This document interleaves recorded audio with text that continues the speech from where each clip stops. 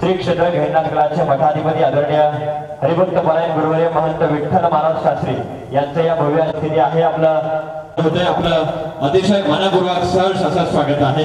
मान सोहळ्याच्या निमित्तानं या गडाचे मठाधिपती या मुख्य सोहळ्याच्या तुकाराम शेठ आंदुरे माननीय गजाननजी नाना पोकळे माननीय डॉक्टर तांबे साहेब यांचं देखील या समारंभात लोकार्पण सोहळ्याच्या निमित्तानं उपस्थिती लाभलेली आहे. आपलं दोन्ही कार्यक्रमाच्या निमित्तानं अतिशय मनपूर्वक सहर्ष स्वागत आहे.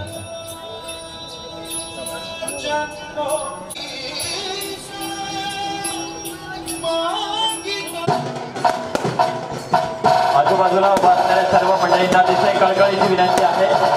या कार्यक्रमाचे मुख्य मान्यवर महाराष्ट्र राज्याचे माजी राज्यमंत्री आणि लोकप्रिय नेते आदरणीय सुरेश अण्णा दत्ताई यांच्या या मुख्य कार्यक्रमाच्या ठिकाणी आगमन होते. आपणास विनंती आहे की आपण समोरील स्थानापन्न व्हावं. त्या कार्यक्रमाची आपण आतुरतेने वाट पाहत होतो. आजूबाजूला उभा असणाऱ्या सर्व मंडळींना विनंती आहे आपण समोरील स्थानापन्न व्हावं. ज्या कार्यक्रमाची आपण मुख्य आतुरतेने वाट पाहत होतो ते महाराष्ट्र राज्याचे माजी राज्यमंत्री लोकप्रिय नेते आदरणीय सुरेश अण्णा दत्ताई यांच्या या मुख्य लोकार्पण सोहळ्याच्या कार्यक्रमाच्या ठिकाणी आगमन होत आहे.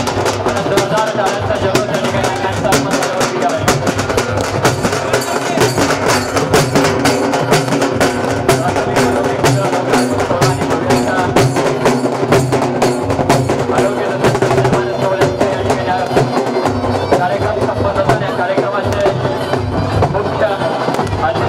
महाराष्ट्र राज्याचे माजी राज्यमंत्री आणि लोकप्रिय नेते आदरणीय सुरेश अण्णा दत्ताई यांच्या या मुख्य सर्व उभा असणाऱ्या मंडळींना विनंती आपण स्टेजच्या समोर स्थानापन्न व्हावं.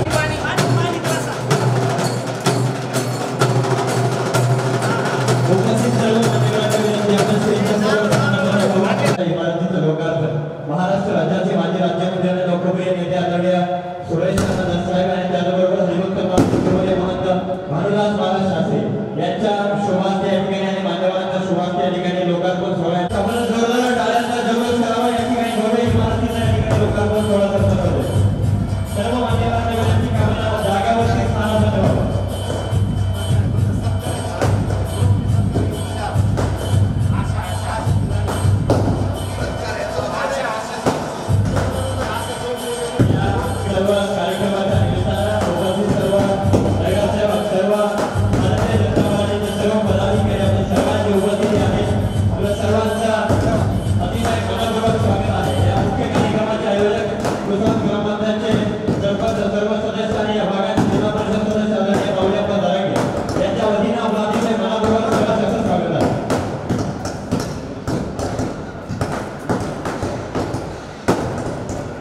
सर्व मान्यवर अतिशय विनंती आहे जागेवरती स्थानापन्न व्हावं.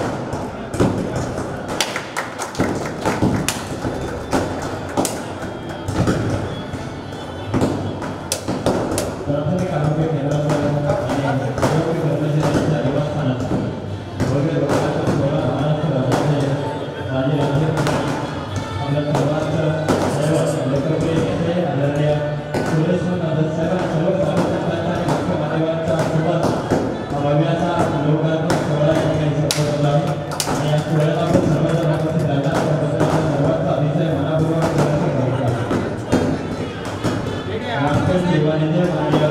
विकास आयोगात यांची उपस्थिती आहे. आपण सर्वांचं अतिशय मनापूर्वक सहर्ष स्वागत आहे. पाटोदा नगरपंचायतचे सर्व नगरसेवक सभापती नगराध्यक्ष उपनगराध्यक्ष सर्वांची उपस्थिती आहे. आपण सर्वांच्या या भागाचे जिल्हा परिषद सदस्य भाऊसाहेब दराके आणि ग्रामपंचायतचे सरपंच उपसरपंच सर्व ग्रामस्थांच्या वतीने अतिशय मनापूर्वक सहर्ष स्वागत आहे.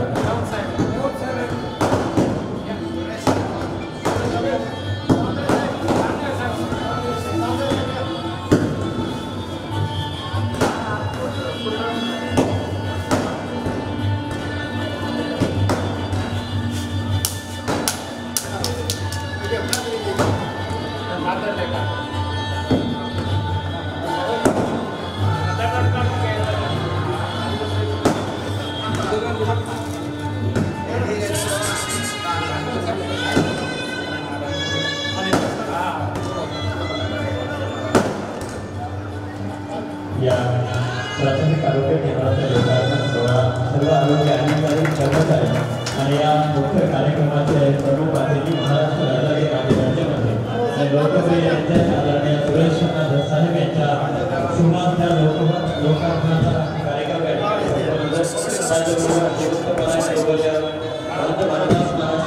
यांची देखील उपस्थिती आहे. मध्यंतरी श्री क्षेत्र विठ्ठल महाराष्ट्र यांनी देखील या सोहळ्याला आशीर्वाद देऊन या ठिकाणी गेलेले आहेत. त्यांचेही मी या कार्यक्रमाच्या वतीने मनापूर्वक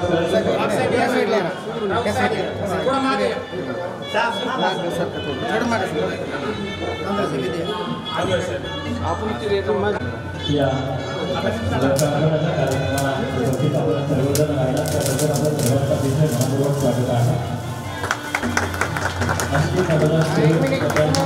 सर्व मंडळी सर्व नगरपंचायत सर्व जिल्हा परिषद पंचायत समितीच्या सर्व सदस्य सभापती मंडळींची उपस्थिती आहे. आपल्या सर्वांचं मानवून घेणे या ठिकाणी शक्य नाही. आपल्या सर्वांचं अतिशय परिषद सदस्य दिवाळीचे मावळेप्पा दराके यांच्या वतीनं आपलं अतिशय मनपूर्वक सहर्ष स्वागत आहे.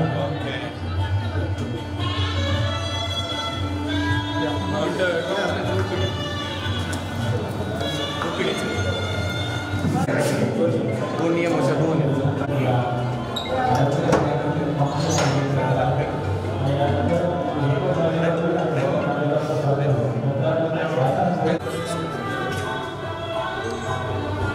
पूर्ण लस्टर पेंट आपण घराला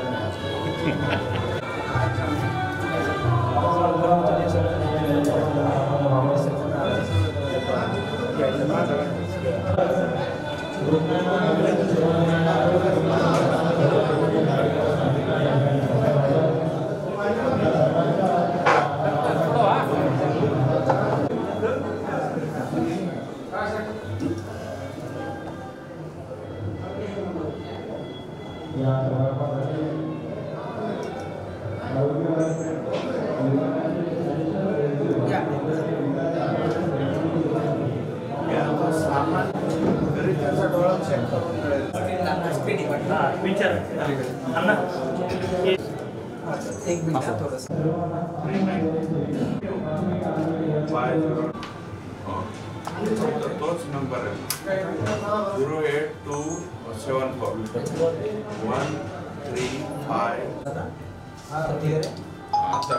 135 जवळचा आहे आणि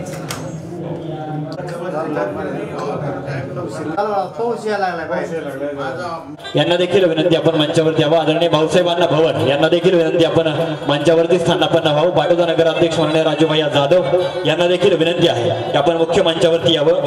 आदरणीय आष्टीचे नगराध्यक्ष माननीय जियाभाई बेग यांना देखील विनंती आपण समोर यावं आणि मंचावरती स्थानापन्न व्हावं. माननीय दिलीपन्ना जायभाई यांना देखील विनंती आपण मंचावरती यावं.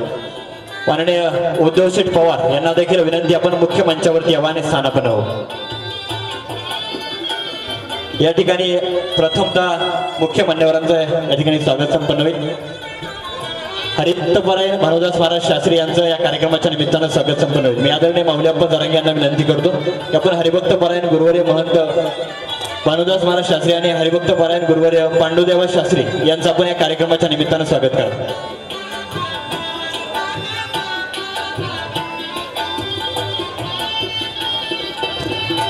जब्बार पठाण यांना देखील विनंती आपण मंचावरती यावं, स्थानापन्न व्हावं.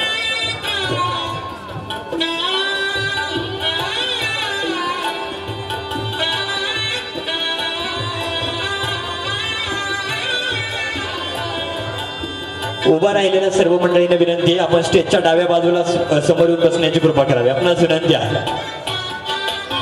आदरणीय अशोकजी शेळके आपणास विनंती आपण समोर स्थानापन्न व्हावं. माननीय विकास साध्या राळेभात आपणास देखील विनंती आपण समोर येऊन स्थानापन्न व्हावं. या ठिकाणी हरिभक्तपरायण गुरुवर्य महंत भानुदास महाराज शास्त्री आणि हरिभक्तपरायण महंत पांडुरंग देवा शास्त्री यांचं या ठिकाणी स्वागत संपन्न होईल.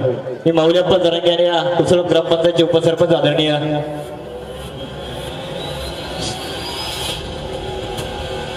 गणेश नाना शिंदे यांना विनंती आपण मंचावरती यावं.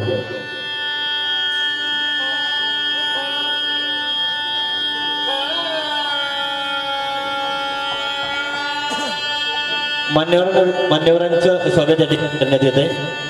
आदरणीय माऊलीअप्पांना विनंती करतो की आपण मान्यवरांचं स्वागत करावं. माननीय किशोरजी आटागळे आणि आसिफ शेठ सौदागर आपणास विनंती आपण मंचावरती यावं. माननीय किशोरजी आटागळे, आसिफ शेठ सौदागर. या कार्यक्रमाचे मुख्य आयोजक आदरणीय माऊलीअप्पा जरांगे आणि कुसळम ग्रामपंचायत सर्व सदस्य आणि ग्रामस्थांच्या वतीने या ठिकाणी सत्कार संपन्न होते. माऊलीअप्पांना विनंती आपण मान्यवरांचं स्वागत करावं. माननीय देवीदासजी कोटे, दिलीपन्ना भराटे यांना विनंती आपण मंचावरती यावं, स्थानापन्न व्हावं. माननीय रोहिदासजी गीते आपणास देखील विनंती आपण मंचावरती यावं, स्थानापन्न व्हावं. माननीय किशोरजी आटागळे आपणास विनंती.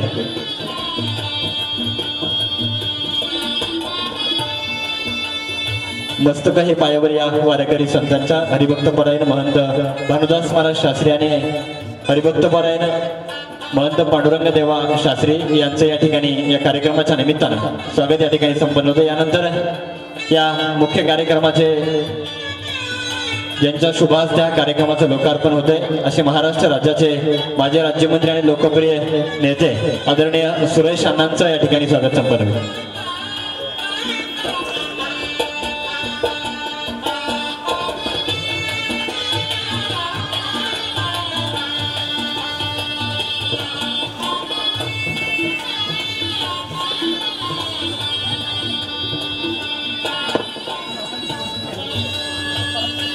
या समारंभाच्या निमित्ताने या ठिकाणी आदरणीय अण्णांचं या ठिकाणी स्वागत संपन्न होतं आणि सर्व मान्यवरांना विनंती आहे.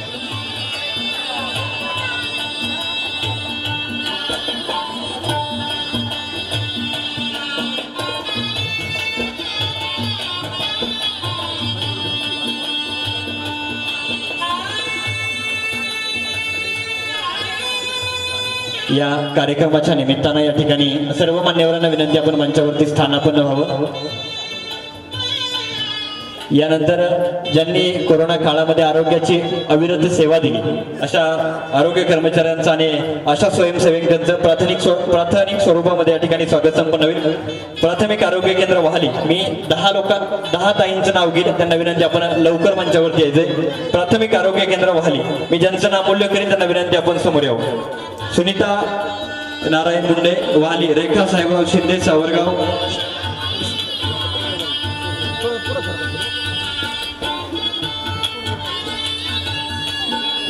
त्यांचं सन्मान चिन्ह प्रमाणपत्राने साडी देऊन या ठिकाणी सन्मान होणार आहे. शिवबाई मोहन झेंडे, वैशाली नवनाथ खाडे, वृंदावणी नवनाथ लांबरोड, लताबाई अशोक भवर, छाया बाबासाहेब पोकळे, अर्चना जालिंदर पवार, उषा रणजित गायकवाड यांना विनंती आपण समोर यावं. मी ज्या ताईंचं नाव या ठिकाणी नामोल्लेख केलंय त्यांना विनंती आपण समोर यावं, या ठिकाणी आपला सन्मान होतो। सर्व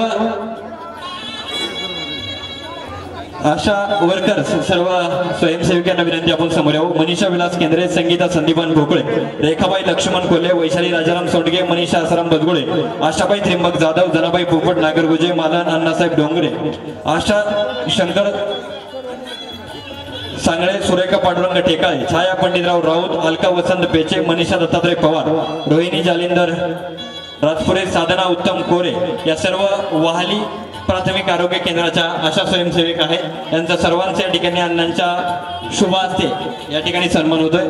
सर्व आरोग्य कर्मचारी या भागाच्या जिल्हा परिषद सदस्य आदरणीय अश्विनीताई जरांगे यांना विनंती आपण समोर यावं। आपल्या शुभ हस्ते आणि आदरणीय अण्णांच्या शुभ हस्ते या सर्व आशा स्वयंसेविका ताईंचे या ठिकाणी स्वागत संपन्न होणार आहे। प्रमाणपत्र सन्मान चिन्हाने साडी देऊन ह्या ताईंचं मुख्य मान्यवरांच्या आणि अण्णांच्या शुभ हस्ते या ठिकाणी स्वागत संपन्न होत आहे।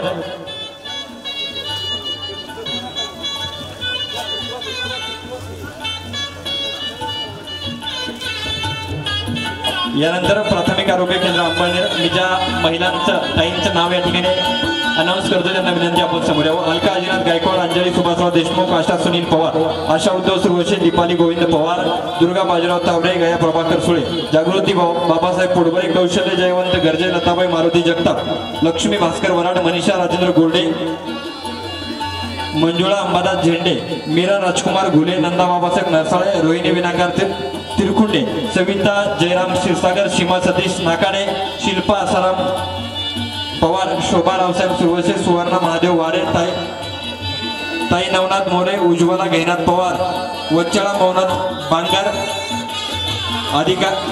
प्राथमिक आरोग्य केंद्र अंबळनेरचे अधिकारी डॉक्टर PS यांचं देखील विनंती यांना समोर यावं।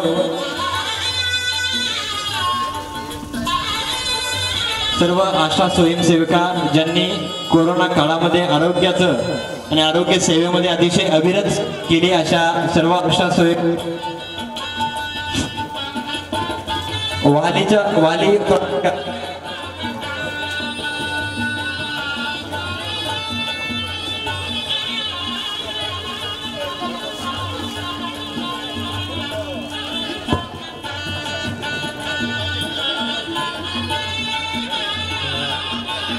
पाठीमागे गेटवर उभा असणाऱ्या मंडळींना विनंती आपण स्टेजच्या डाव्या बाजूने स्थानापन्न व्हावं।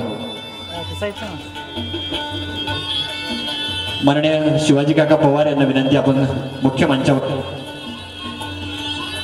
हॅलो, आदरणीय शिवाजी काका पवार यांना विनंती आपण मुख्य मंचावरती यावं। आदरणीय उद्धवशेठ पवार आपणास देखील विनंती आहे आपण मुख्य मंचावरती स्थानापन्न व्हावं।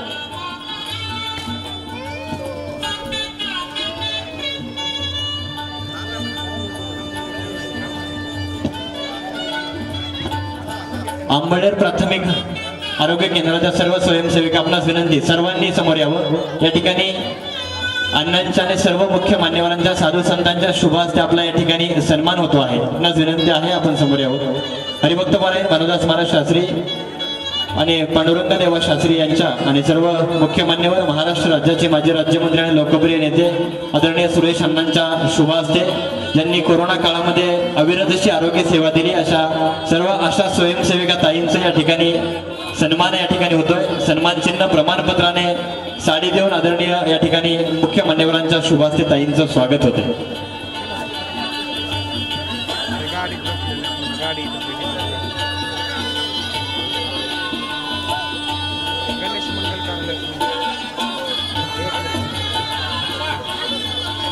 या भागाच्या जिल्हा परिषद सदस्य आदरणीय अश्विनीताई माऊलीप्पा जरांगे यांच्या आणि महाराष्ट्र राज्याचे माजी राज्यमंत्री लोकप्रिय नेते आदरणीय अण्णांच्या आणि सर्व साधू संतांच्या मुख्य मान्यवरांच्या शुभ हस्ते हा सत्कार सोहळा या ठिकाणी संपन्न होत आहे।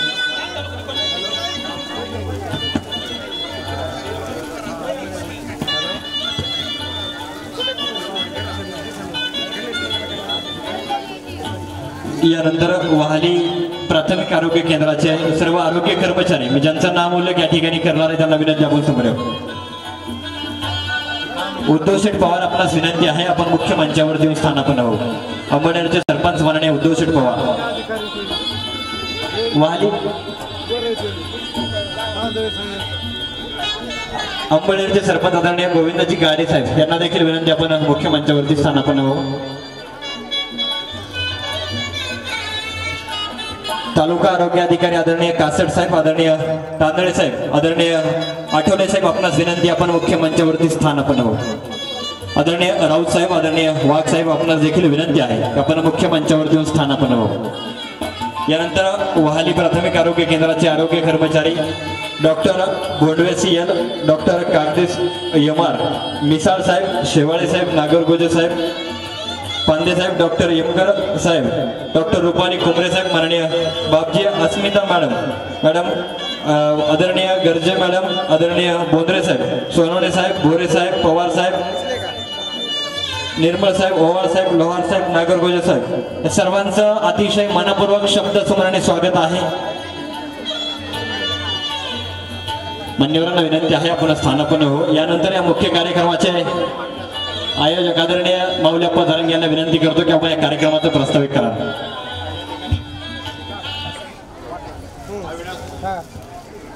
हॅलो, अविनाश उबाळे हा आमच्या गावचा सुपुत्र आहे. तो MBBS पूर्ण होऊन या ठिकाणी त्याचाही सत्कार, त्याचबरोबर गणेश बापूराव कोकाटे दासखेड यांची आरोग्य सेवक म्हणून निवड झालेली आहे, त्यांचाही या ठिकाणी सत्कार होत आहे. फेटा घ्या तो फेटेवाले चला.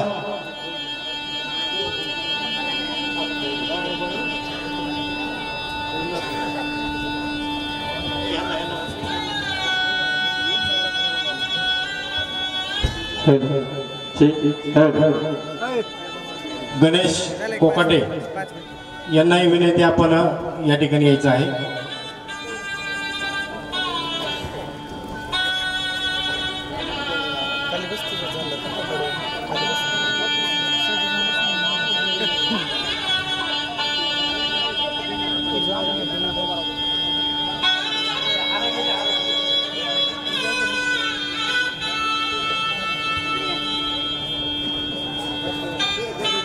या ठिकाणी कुसळमचं जे भजनी मंडळ आहे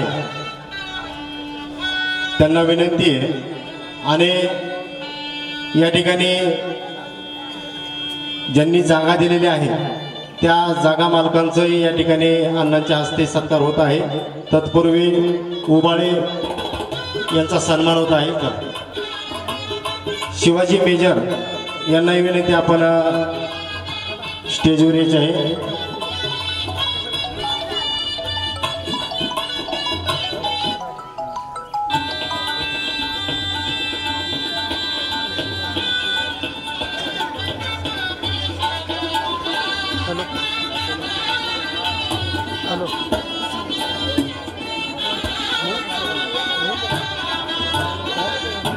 हा मुलगा आमच्या गावचा सुपुत्र आहे आणि तो MBBS झालेला आहे. हा म्युझिक कमी कर रे.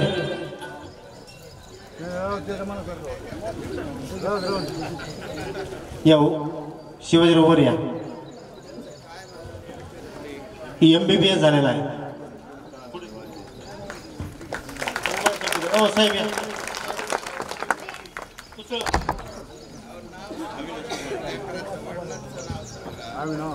शिवाजीराव उबाळे हे रिटायर सैनिक आहेत. त्यांचे चिरंजीव MBBS झालेले आहेत. त्यांचा या ठिकाणी सन्मान अण्णांच्या हस्ते होत आहे. अविनाश शिवाजी उबाळे.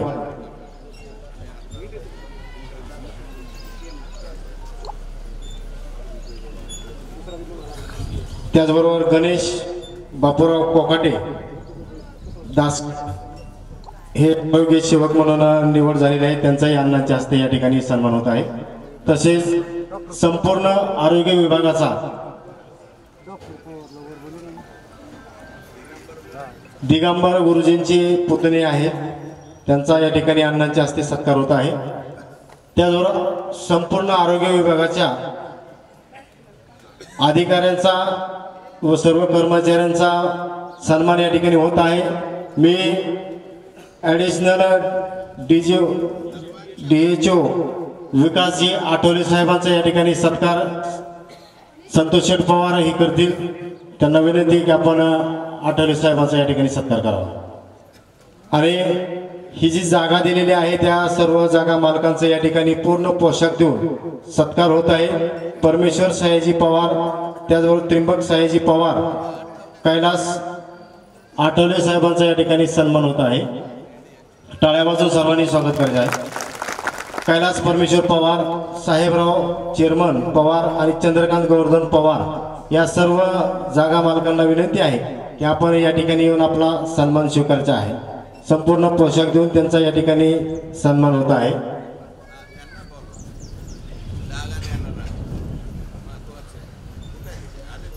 चंद्रकांत पवार चला।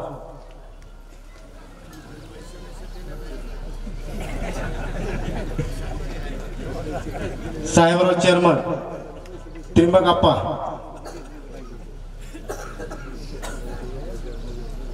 कैलास परमेश्वर पवार आणि परमेश्वर सयाजी पवार यांनाही विनंती आपण समोर यायचं आहे। धैर्यबाबा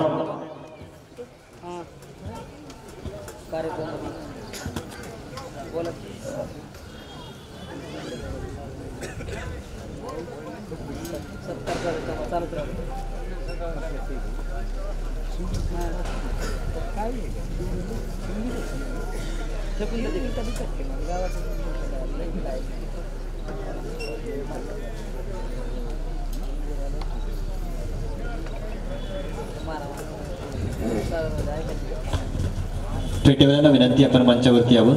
या ठिकाणी सत्कार मूर्तींचा फेटा आपणास विनंती आपण समोर यावं।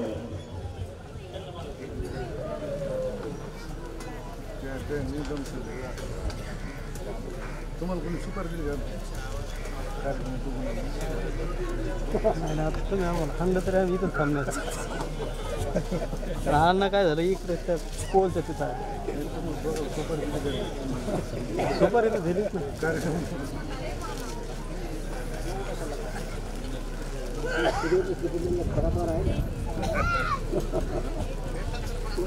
ज्यांनी या प्राथमिक आरोग्य केंद्रासाठी स्वतःची जमीन दिलेली आहे त्या सर्व शेतकऱ्यांचा या ठिकाणी अण्णांच्या शुभास्ते सन्मान होतोय।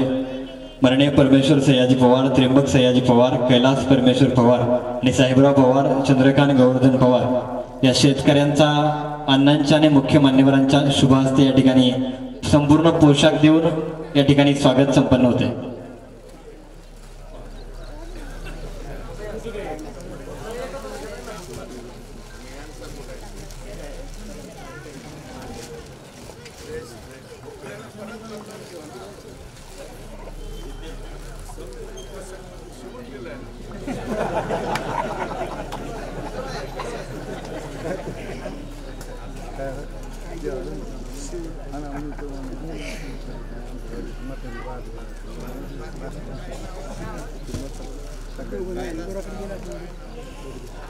कैलास परमेश्वर पवार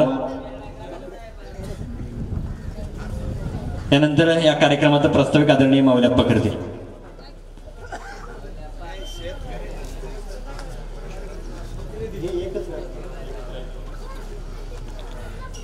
या ठिकाणी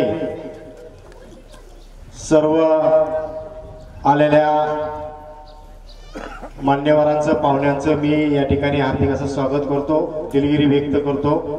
कार्यक्रम आपला 10चा होता, परंतु कार्यक्रमाला भरपूर उशीर झालेला आहे। गेल्या अनेक दिवसापासून हे प्राथमिक आरोग्य केंद्र जनतेच्या सेवेमध्ये सुरू करण्यासाठी आम्ही प्रयत्न केले आणि या ठिकाणी ते सुरू झालेलं आहे। आपल्या सर्वांचं लाडकं नेतृत्व आदरणीय आमदार सुरेश अण्णा धस यांच्या शुभ हस्ते या ठिकाणी लोकार्पण झालेलं आहे। या कार्यक्रमासाठी आशीर्वाद देण्यासाठी हरिभक्त परायण भानुदास महाराज शास्त्री, त्याचबरोबर आमचे गुरुवरे परमपूज्य पांडुदेवा शास्त्री, त्याचबरोबर या विभागाचे डेप्युटी DHO आठवले साहेब, तालुका वैद्यकीय अधिकारी कासट साहेब, त्याचबरोबर आदरणीय, आता मी सगळ्यांची नावं घेत नाही, अण्णा सगळ्यांची नावं घेतील, मी सर्वांची क्षमा मागतो। अनेक सरपंच मंडळी, अनेक मान्यवर खाली बसलेले आहेत, बरेच काही पाहुणे उभे पण आहेत आणि या ठिकाणी आशाताईंचा, आरोग्य कर्मचाऱ्यांचा सन्मान सोहळा पण आपण या ठिकाणी आयोजित केलेला आहे। आजचा हा जो कार्यक्रम आहे, या कार्यक्रमामध्ये सगळ्यात महत्त्वाचं म्हणजे हे प्राथमिक आरोग्य केंद्र सुरू करत असताना, ही मंजुरी घेत असताना आम्हाला या ठिकाणी तांत्रिक अडचणी बऱ्याचशा आल्या आणि ह्या तांत्रिक अडचणी सोडवण्यासाठी जर खंबीर साथ, खंबीर पाठिंबा जो काय असतो तो अण्णांच्या रूपातून आम्हाला त्या ठिकाणी दिसून आलेला आणि ते अनुभवायला भेटलेला आहे। कारण की हे प्राथमिक आरोग्य केंद्र कोणत्याच नियमात बसत नव्हतं, परंतु अण्णा म्हणले की बाबा मला हे प्राथमिक आरोग्य चालू करायचं आहे। कारण की हे प्राथमिक आरोग्य चालू करण्यासाठी आणि चालू करत असताना शेवटी आम्ही जरी समाजसेवा करत असतो तरी आम्ही एका पक्षाची कार्यकर्ते आहोत आणि एका पक्षाची कार्यकर्ते म्हटलं की आम्हाला विरोध आणि प्रतिविरोध करणाऱ्याची संख्या पण तितकीच असते। मी या ठिकाणी नम्रपणे वादी ग्रामस्थ यांची या ठिकाणी जाहीर असं त्यांना मी सांगू इच्छितो की जसं तुमच्या कानावर काही गोष्टी येत होत्या, त्या गोष्टीला 100% अण्णांचा विरोध होता आणि त्याचबरोबर अण्णांचा ज्या ठिकाणी विरोध असेल त्या ठिकाणी माझाही विरोधच असणार। त्यामुळे तुमचा जो गैरविश्वास माझ्यावर होता, अनेक वर्षे मला तुम्ही जी शिव्या दिल्या, त्या शिव्या तुम्ही देत असताना बरोबर देत होता, परंतु तो तुमचा गैरसमज होता। तो गैरसमज अण्णांनी ज्यावेळेस वालीचे ग्रामस्थ आष्टीला अण्णाला भेटायला गेले त्यावेळेस अण्णांनी जाहीरपणे त्या गावकऱ्यांना सांगितलं की तुम्हाला 1% धक्का लागणार नाही, तुम्हाला कोणतीही अडचण येणार नाही, मी कुसळमला नवीन प्राथमिक आरोग्य केंद्र मंजूर करून देईन असा शब्द दिल्यानंतर वालीचे ग्रामस्थ या ठिकाणी आहेत त्यांना या गोष्टीची जाणीव आहे। आणि अण्णांनी ज्यावेळेस वांजरा फाटा येथे आमच्या तुका अण्णाच्या हॉटेलचं उद्घाटन होतं, अण्णा त्या ठिकाणी प्रमुख पाहुणे होते आणि अण्णा आल्याच्या नंतर अण्णांनी जाहीर अशा सभेमध्ये सांगितलं की कुसळमला मी नवीन प्राथमिक आरोग्य केंद्र मंजूर करीन। त्यावेळेस आमची सगळ्यांचीच पंचायत अशी झाली की या ठिकाणी समज गैरसमज असे बरेच वाढले होते, परंतु अण्णांनी त्या ठिकाणी ठामपणे शब्द दिला आणि ही प्राथमिक आरोग्य केंद्राच्या बाबतीमध्ये तत्कालीन DHO आमचे गाववाले राधाकृष्ण पवार साहेब यांना अण्णांनी तातडीने फोन केला आणि फोन करून सांगितलं की हो कुसळमचा नवीन प्रस्ताव तयार करा, त्याला मी मंजुरी घेतो। ती मंजुरी घेत असताना अण्णांनी मंत्रालयामध्ये स्वतःची जी प्रतिष्ठा आहे, स्वतःच्या मधला जो काही आजपर्यंतचा अनुभव आहे तो पूर्णपणे अनुभव त्या ठिकाणी कसाला लावला आणि हे प्राथमिक आरोग्य केंद्र मंजूर करून घेतलं। म्हणून या भागातील सगळ्या लोकांची या ठिकाणची जी गैरसोय होती ते थांबण्यासाठी फार मोठी मदत होत आहे। कारण की आम्ही बऱ्याच वेळा सांगतो की नेता कसा असावा, नेता का असावा। नेता आपल्या पाठीशी जर खंबीरपणे असेल तर समाजामध्ये कोणत्याही प्रकारचा जरी प्रॉब्लेम निर्माण झाला तर तो प्रॉब्लेम कशा पद्धतीने चुटकीसर सोडायचा आणि सर्व जाती धर्माचे लोक हे आपले आहेत, सर्व जातीच्या धर्माच्या लोकांचे आपण लोकप्रतिनिधी आहोत आणि लोकप्रतिनिधी असल्यानंतर आपण आपल्या प्रत्येक समाजाच्या लोकांना समान न्याय देण्याची भूमिका सुरेश अण्णांनी अनेक वेळा दाखवून दिलेली आहे। याच कुसळममध्ये आमचे जे दलित बांधव असतील आणि जे सुवर्ण बांधव असतील यांच्यामध्ये फार मोठा तणावाचं वातावरण तयार झालं होतं आणि त्या तणावाच्या वातावरणामध्ये अण्णांनी फिल्मी स्टाईल अख्खं गाव साक्षीला आहे आणि या परिसरातील लोक साक्षीला आहेत। या ठिकाणी येऊन दलित समाज हा माझाच आहे आणि मराठा समाज हा माझाच आहे, हे दोन्ही माझे भाऊ आहेत। या म्हणीप्रमाणे, या उक्तीप्रमाणे अण्णांनी या ठिकाणी येऊन तो वाद मिटवला आणि आज आम्ही सगळेजण या ठिकाणी गुन्हे गोविंदाने नांदत आहोत। म्हणजे आपला नेता अडचणीच्या काळात समस्या कोणती उद्भवली तर त्या समस्येवरचं निराकरण कसं करायचं ते आमदार सुरेश अण्णादास यांनी आजपर्यंत दाखवून दिलेलं आहे। म्हणूनच अण्णा, आमची सगळी जनता जी आहे ती तुमच्यावर प्रेम करते, तुम्ही रात्रंदिवस आमच्यासाठी अहोरात्र कष्ट घेता, या गोष्टीचा आम्ही आजपर्यंत अनुभव घेतलेला आहे। आणि शेवटी काम करत असताना जसं मी मगाच सांगितलं की अनंत काहूर येतात, अनंत अडचणी येतात, परंतु त्या अडचणीवर मात करणं आणि त्या अडचणीतून पुढे जाणं आणि आपल्या लोकांना न्याय देणं ही भूमिका तुम्ही पहिल्यापासून आत्मसात केलेली आहे। म्हणून प्रत्येक कार्यकर्त्याला आणि प्रत्येक जणाला त्या ठिकाणी तुमची इमेज, तुमची प्रतिष्ठा आमच्याकडून कुठेही डागाळली जाऊ नये या प्रमाणे आमचा प्रत्येक कार्यकर्ता या ठिकाणी काम करत आहे। हे दवाखान्याचं काम चालू असताना मी नम्रपणे या ठिकाणी मी कोणावर टीका करणार नाही, कारण हा कार्यक्रम आपला आनंदाचा कार्यक्रम आहे। परंतु ज्यावेळेस सुरेश अण्णासारखा नेता पाठीशी खंबीर असेल त्यावेळेस कुणीही तक्रारी केल्या आणि कुणीही चुकीच्या पद्धतीने जरी मिसगाईड केलं तरी ते सहजरित्या खऱ्याचं खरं करून दाखवण्याची ताकद अण्णामध्ये आहे। ज्यावेळेस या आता हे सगळ्यांनी काम पाहिलेलं आहे, काम पाहिल्यानंतर मला वाटतं प्रत्येक माणूस म्हणजे असं पाठीमागच्या महिला ज्या आल्या त्यांना समोर यायला जागा द्या, वैभव महिलांना पुढे येऊ द्या। हे काम पाहत असताना आपण आपल्या स्वतःच्या घराला ज्या वस्तू वापरत नाही त्यापेक्षाही चांगल्या वस्तू आपण या ठिकाणी वापरलेल्या आहेत। शेवटी आपण सगळेजण समाजाचे देणं लागतो, समाजासाठी अहोरात्र काम करणारे आपण कार्यकर्ते आहोत आणि आलेल्या प्रत्येक माणसाला या ठिकाणी आनंदाने आणि व्यवस्थित प्रसन्नताने वाटलं पाहिजे। आलेला शासनाचा जो पैसा आहे तो 1 ना 1 रुपया त्या ठिकाणी चांगल्या पद्धतीने काम झालं पाहिजे, लोकांना सेवा भेटली पाहिजे। या हेतूने आमच्या सर्व गावकऱ्यांनी आम्ही आमच्या सर्व सहकाऱ्यांनी या ठिकाणी चांगल्या पद्धतीचे काम करून सेवा दिलेली आहे। आरोग्य विभागाच्या कर्मचाऱ्यांना माझी एकच विनंती आहे की या ठिकाणी आमच्या गावामध्ये आम्ही सकाळी भांडणं करू, दुपारी भांडणं करू, परंतु संध्याकाळीचा गावचा काही महत्त्वाचा मुद्दा आला तर आम्ही सगळे एकत्रितपणे त्या ठिकाणी सामोरे जातो आणि ते गावासाठी चांगलं काम करून घेतो। म्हणून या ठिकाणच्या कर्मचाऱ्याला माझी एकच विनंती आहे की आपण या ठिकाणच्या आलेल्या प्रत्येक कर्मचाऱ्याला, आलेल्या प्रत्येक रुग्णाला आपण चांगली सेवा द्यावी, जेणेकरून कुशलम आणि आपल्या सगळ्यांची जी काही आजपर्यंतचा इतिहास आहे तो इतिहास आपल्याला जपायचा आहे आणि या पद्धतीने पुढे जायचं आहे। मी आता खूप उशीर झालेला आहे, बरंच काही बोलायचं होतं, परंतु मी एवढंच नक्की सांगेन की अण्णा तुमच्यासारखा नेता आमच्या पाठीशी ज्यावेळेस असेल त्यावेळेस आम्ही सर्वसामान्यांच्या सुखादुःखामध्ये काम करत असताना आम्हाला एकही टक्का थकवा येत नाही आणि कधी आला नाही, हा आजपर्यंतचा अनुभव आहे। अनेक आम्हाला त्रास झाला, अनेक आमच्या समोर अडचणी आल्या, परंतु आम्हाला कुठेही थकवा आला नाही किंवा त्रास झाला नाही। याचं मुख्य कारण म्हणजे तुम्ही आमच्या पाठीशी आहात। आम्ही या ठिकाणी संजय गांधी निराधार असेल, श्रावण बाळ असेल किंवा वेगवेगळ्या ज्या काही योजना असतील, आता मुख्यमंत्री माझी लाडकी बहीण, या सगळ्या ज्या सुविधा आहेत शेवटच्या घटकापर्यंत सर्व जाती धर्मातील माणसापर्यंत पोहोच करण्याचं काम तुमच्या नेतृत्वाखाली आम्ही आजपर्यंत केलेलं आहे। या पुढच्या काळात तुमच्याच आदेशाप्रमाणे सर्वसामान्य जनतेला सुख सुविधा अजून देण्याचं या ठिकाणी आम्ही काम करत आहोत आणि करत राहू, एवढंच मी या प्रसंगी बोलतो। उपस्थित सर्वांचं मी कुशलम ग्रामस्थांच्या वतीने व आमच्या सर्वांच्या वतीने हार्दिक असं स्वागत करतो। कोणाचा मान सन्मान झाला नसेल, कोणाला या ठिकाणी आमच्याकडून बोलण्यात आलं नसेल त्याबद्दल सर्वांची दिलगिरी व्यक्त करतो आणि या ठिकाणी थांबतो।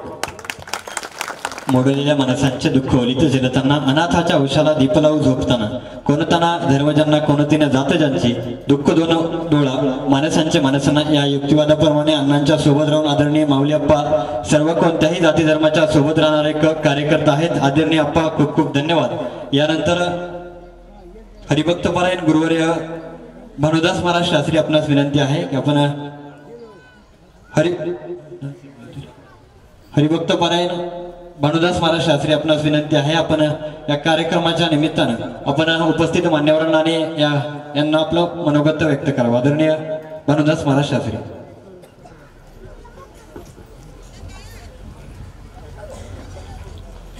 हॅलो। महायोग पीठे तटे भीमरथो परम पुंडरीकाय दातुन मुनींद्रही समागत्य तिष्ठन तमानंद कंदम परब्रह्मलिंगम भजे पांडुरंगम। आज हे क्षेत्र असलेलं कुशलम गाव, तालुका पाटोदा, जिल्हा बीड आणि येथे भगवान श्री खंडेरायाच्या या पावनभूमीमध्ये आज कुशलम गाव तसेच या गावातील परिसरातील सर्वच गावी आणि इथल्या सर्व मंडळींच्यासाठी खंडेरायांच्या कृपेने आणि समस्त ग्रामस्थ मंडळीच्या तसेच माऊली अप्पाच्या माध्यमातून आणि जे आज प्राथमिक आरोग्य केंद्र कुशलममध्ये आज त्याचा लोकार्पण सोहळा भव्य दिव्य स्वरूपामध्ये संपन्न झाला आहे। त्यासाठी ज्यांच्या शुभ हस्ते हा लोकार्पण सोहळा संपन्न झाला असे महाराष्ट्र राज्याचे माजी मंत्री श्री सुरेश अण्णा धस, त्याचबरोबर चे श्री हरिभक्तीपरायण पांडुदेवा सौताडेकर, तसेच व्यास मंचावरती असलेले उपस्थित सर्व आजी माजी अण्णांच्या समवेत कार्य करणारे सर्व कार्यकारिणी मंडळी, समोर बसलेले सर्व क्षेत्रातील मंडळी, तसेच आमच्या माता भगिनी बालगोपाळ, सर्वांच्या उपस्थितीमध्ये हा गोड असा आनंददायी सोहळा संपन्न झाला आहे। यामध्ये एकच की हे गावच भाग्यवान आहे। मला वाटतं कुठली शासकीय प्रशासकीय योजना असेल ना, ती कुठे फिरली की येऊन कुसळमध्ये येऊन टिकते। पाहना तर बरं, ग्रामपंचायती बरेचसे आपण गावे पाहतो, हे पाहतो, पण सगळ्या स्तरातल्या सुविधा आणि प्रशासकीय योजना जी असते त्या समस्त ग्रामस्थ मंडळीच्या एकोपेच्या विचाराने आणि अण्णासारख्यांच्या नेत्यांच्या माध्यमातून ती कुठलीही स्कीम असेल तर ती राबवण्याचा प्रयत्न हे गावकरी करतात। आध्यात्मिक क्षेत्र असेल, सामाजिक क्षेत्र असेल, कुठलंही क्षेत्र असो किंवा शेतकी क्षेत्राच्या काही महत्त्वाच्या योजना असतील, या सर्व विचारातून ह्या राबवल्या जातात। म्हणून समस्त ग्रामस्थांना मी एक धन्यवाद देतो। सर्वांना खरोखर आशीर्वाद आहे, कृपा आहे भगवान श्री पंढरीरायाची आणि भगवान श्री खंडेरायाची। सर्व क्षेत्रामध्ये अधिक्याने हे आणि प्रबल असलेलं गाव, आमची आध्यात्मिक मंडळी सुद्धा फार मोठा एकोप आहे। आणि म्हणून या सर्वच निमित्ताने सर्वांशीच माझा जिव्हाळ्याचा संबंध, त्याचं कारण सद्गुरू भागवत महाराज येथे अनेक वर्षे या सर्व मंडळीशी एकत्वाने एकरूपतेने जिव्हाळा प्रेमभावाने राहिलेली आहे। आणि म्हणून त्यांच्या परंपरेचा एक संचालक म्हणून मला इथे बोलवलं आणि दोन शब्द माझ्या वारकरी संप्रदायातील माऊली श्री तुकोबरा आदी करून सकल संतांच्या आशीर्वादाने मी सांगतो, आपल्या गावात आणि गावातील परिसरातील कुणी आजारीच पडू नये, आणि पडला आजारी तर तो इथून नीट झाल्याशिवाय जाऊ नये। बस अशीच या देवतेची साधू संतांची कृपा आणि अण्णांसारख्यांचे खूप खूप थोर उपकार आहेत। सारखं लक्ष असतं कुसळम गाव आणि परिसरातही, या तीनही तालुक्यामध्ये बोले तैसा चाले असं कोण असेल तर अण्णा आहे। कारण माझा मी व्यक्तिगत अनुभव सांगतोय, तुम्हा सर्वांना तर आहेच, पण त्यांनी एकदा कानात बोललेला शब्द असो, व्यासमंचावरती बोललेला असो, ते त्या प्रत्यक्षात त्या शब्दाचं पालन आणि ते पूर्ण करण्याचा प्रयत्न करत असतात। म्हणून त्यांनाही भगवान श्री पंढरीरायाच्या कृपेने असंच कार्य करण्यासाठी स्वानंदाचं जीवन सातत्याने मिळत राहो। आम्ही सर्व महाराज मंडळी माऊली श्री तुकोबरायांचे आशीर्वाद आहेतच, हे की नाही। एक अर्ध्या मिनिटात सांगतो, पंढरपूरला यावर्षी मी अण्णाला म्हणलं, तुम्ही पंढरपूरला इतक्या आषाढीच्या दगदगीमध्ये कधी येणं नाही काय नाही, म्हणजे मुद्दाम यावर्षी वेळ काढलाय आणि देवाचं दर्शन, नामदेव पायरीचं दर्शन आणि तसेच आपल्या परिसरातील जे संस्थान आहेत त्या सर्व संस्थानाच्या ठिकठिकाणी दिंड्या सोहळ्याला भेटी देऊन महाराज लोकांच्या सोबत 2 मिनिटाचा संवाद करून आणि अण्णांनी यावर्षीची आषाढी वारी केली बरं का। आणि प्रात्यक्षिक म्हणजे त्यांचं दान धर्मातही मोठं श्रेय आहे। असंच त्यांच्याकडून उत्तर कार्य घडत राहो आणि मौली आप्पांनाही अशी सूचित सद्बुद्धी देऊन अण्णांच्या माध्यमातून होईल तेवढ्या संकल्पना, होईल तेवढ्या योजना समाजाच्या सेवेसाठी करण्याचं प्राधान्य अशा प्रकारचं मिळत राहो, एवढंच बोलतो, शुभेच्छा देतो। रामकृष्ण हरी। धन्यवाद महाराज। यानंतर मध्यंतरी काही मान्यवरांचा नामोल्लेख या ठिकाणी राहिला होता। सरपंच माननीय अशोकजी जेधे, धनगर जवळक्याचे सरपंच माननीय अभयजी पवार सर, प्रदीप काका जाधव, ज्ञानेश्वरजी लांबरूड, महेशजी खेंगरे, नितीनजी मोरे, गोविंद खाडे, सुदाम काकडे, शेषनारायण खरमाटे या आपल्या सर्वांची उपस्थिती आहे। आपलं मनपूर्वक स्वागत आहे। काही पत्रकार मंडळींचा नामोल्लेख या ठिकाणी राहिलेला होता। माननीय विलासजी भोसले, ज्येष्ठ पत्रकार दयानंदजी सोनवणे, पोपटरावजी राऊत आणि संजयजी जाधव आपल्या सर्वांची उपस्थिती आहे। आपल्या सर्वांचं अतिशय मनपूर्वक स्वागत। आदरणीय चंद्रकांतजी पवार आपली देखील उपस्थिती आहे, आपलं स्वागत आहे. भाऊसाहेबजी पवार आपली देखील उपस्थिती, आपलं स्वागत आहे. मध्यंतरी श्री क्षेत्र गहिनीनाथगड संस्थानचे मठाधिपती हरिभक्त परायण गुरुवारी महंत विठ्ठल महाराज शास्त्री यांनी देखील भेट देऊन गेलेला आहे. त्यांचंही मनपूर्वक स्वागत, मनपूर्वक आभार. यानंतर हरिभक्त परायण महंत पांडुरंग देवा शास्त्री यांना विनंती आहे की आपण आपलं मनोगत व्यक्त करावं आणि आम्हा सर्वांना या ठिकाणी आशीर्वाद द्यावेत. आदरणीय पांडुरंग देवा शास्त्री.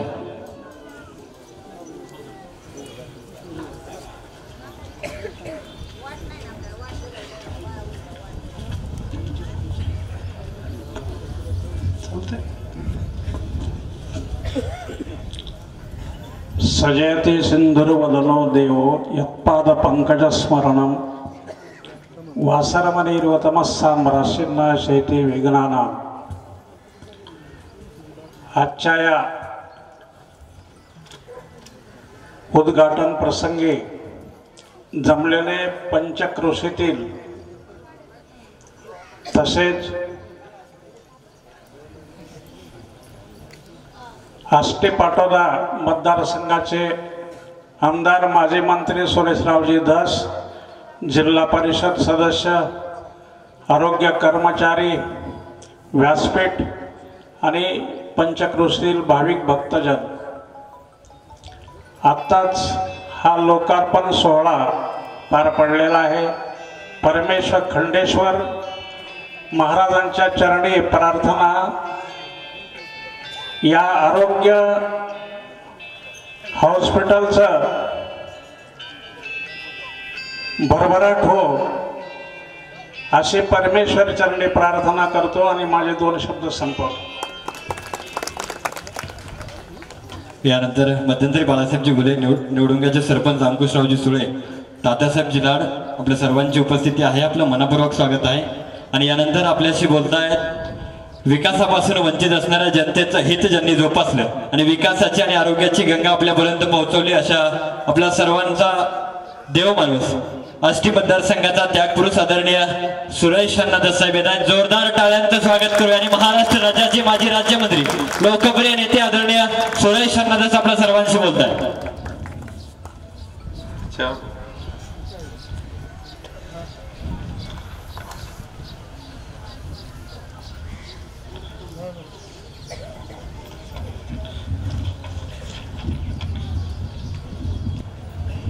महाराष्ट्र शासन सार्वजनिक आरोग्य विभाग, राष्ट्रीय आरोग्य अभियान बीड, पायाभूत सुविधा विकास केंद्र कक्ष, प्राथमिक आरोग्य केंद्र कुसळम तालुका पाटोदा जिल्हा बीड येथील मुख्य इमारत व कर्मचारी निवासस्थानाचे नवीन बांधकामाच्या उद्घाटन प्रसंगी या ठिकाणी उपस्थित असलेले आपल्या सर्वांचे आदरणीय परमपूज्य पांडुरंग देवा शास्त्री, आपल्या सर्वांचं आदरास्थान हरिभक्तीपरायण भानुदास महाराज शास्त्री, श्रीराम संस्थान गोमळवाडा, सन्माननीय या ठिकाणी उपस्थित किरण शिंदे पाटील, सभापती कृषी उत्पन्न बाजार समिती पाटोदा, श्री राजू जाधव नगराध्यक्ष, जिया बेग नगराध्यक्ष आष्टी, विकास तात्या राळेभात माजी नगराध्यक्ष, आपल्या जामखेडचे, तसेच शिवाजीराव पवार, सुरेशप्पा उगलमुगले तालुका अध्यक्ष भारतीय जनता पार्टी, तसेच भागवतराव येवले भाजपा तालुका अध्यक्ष.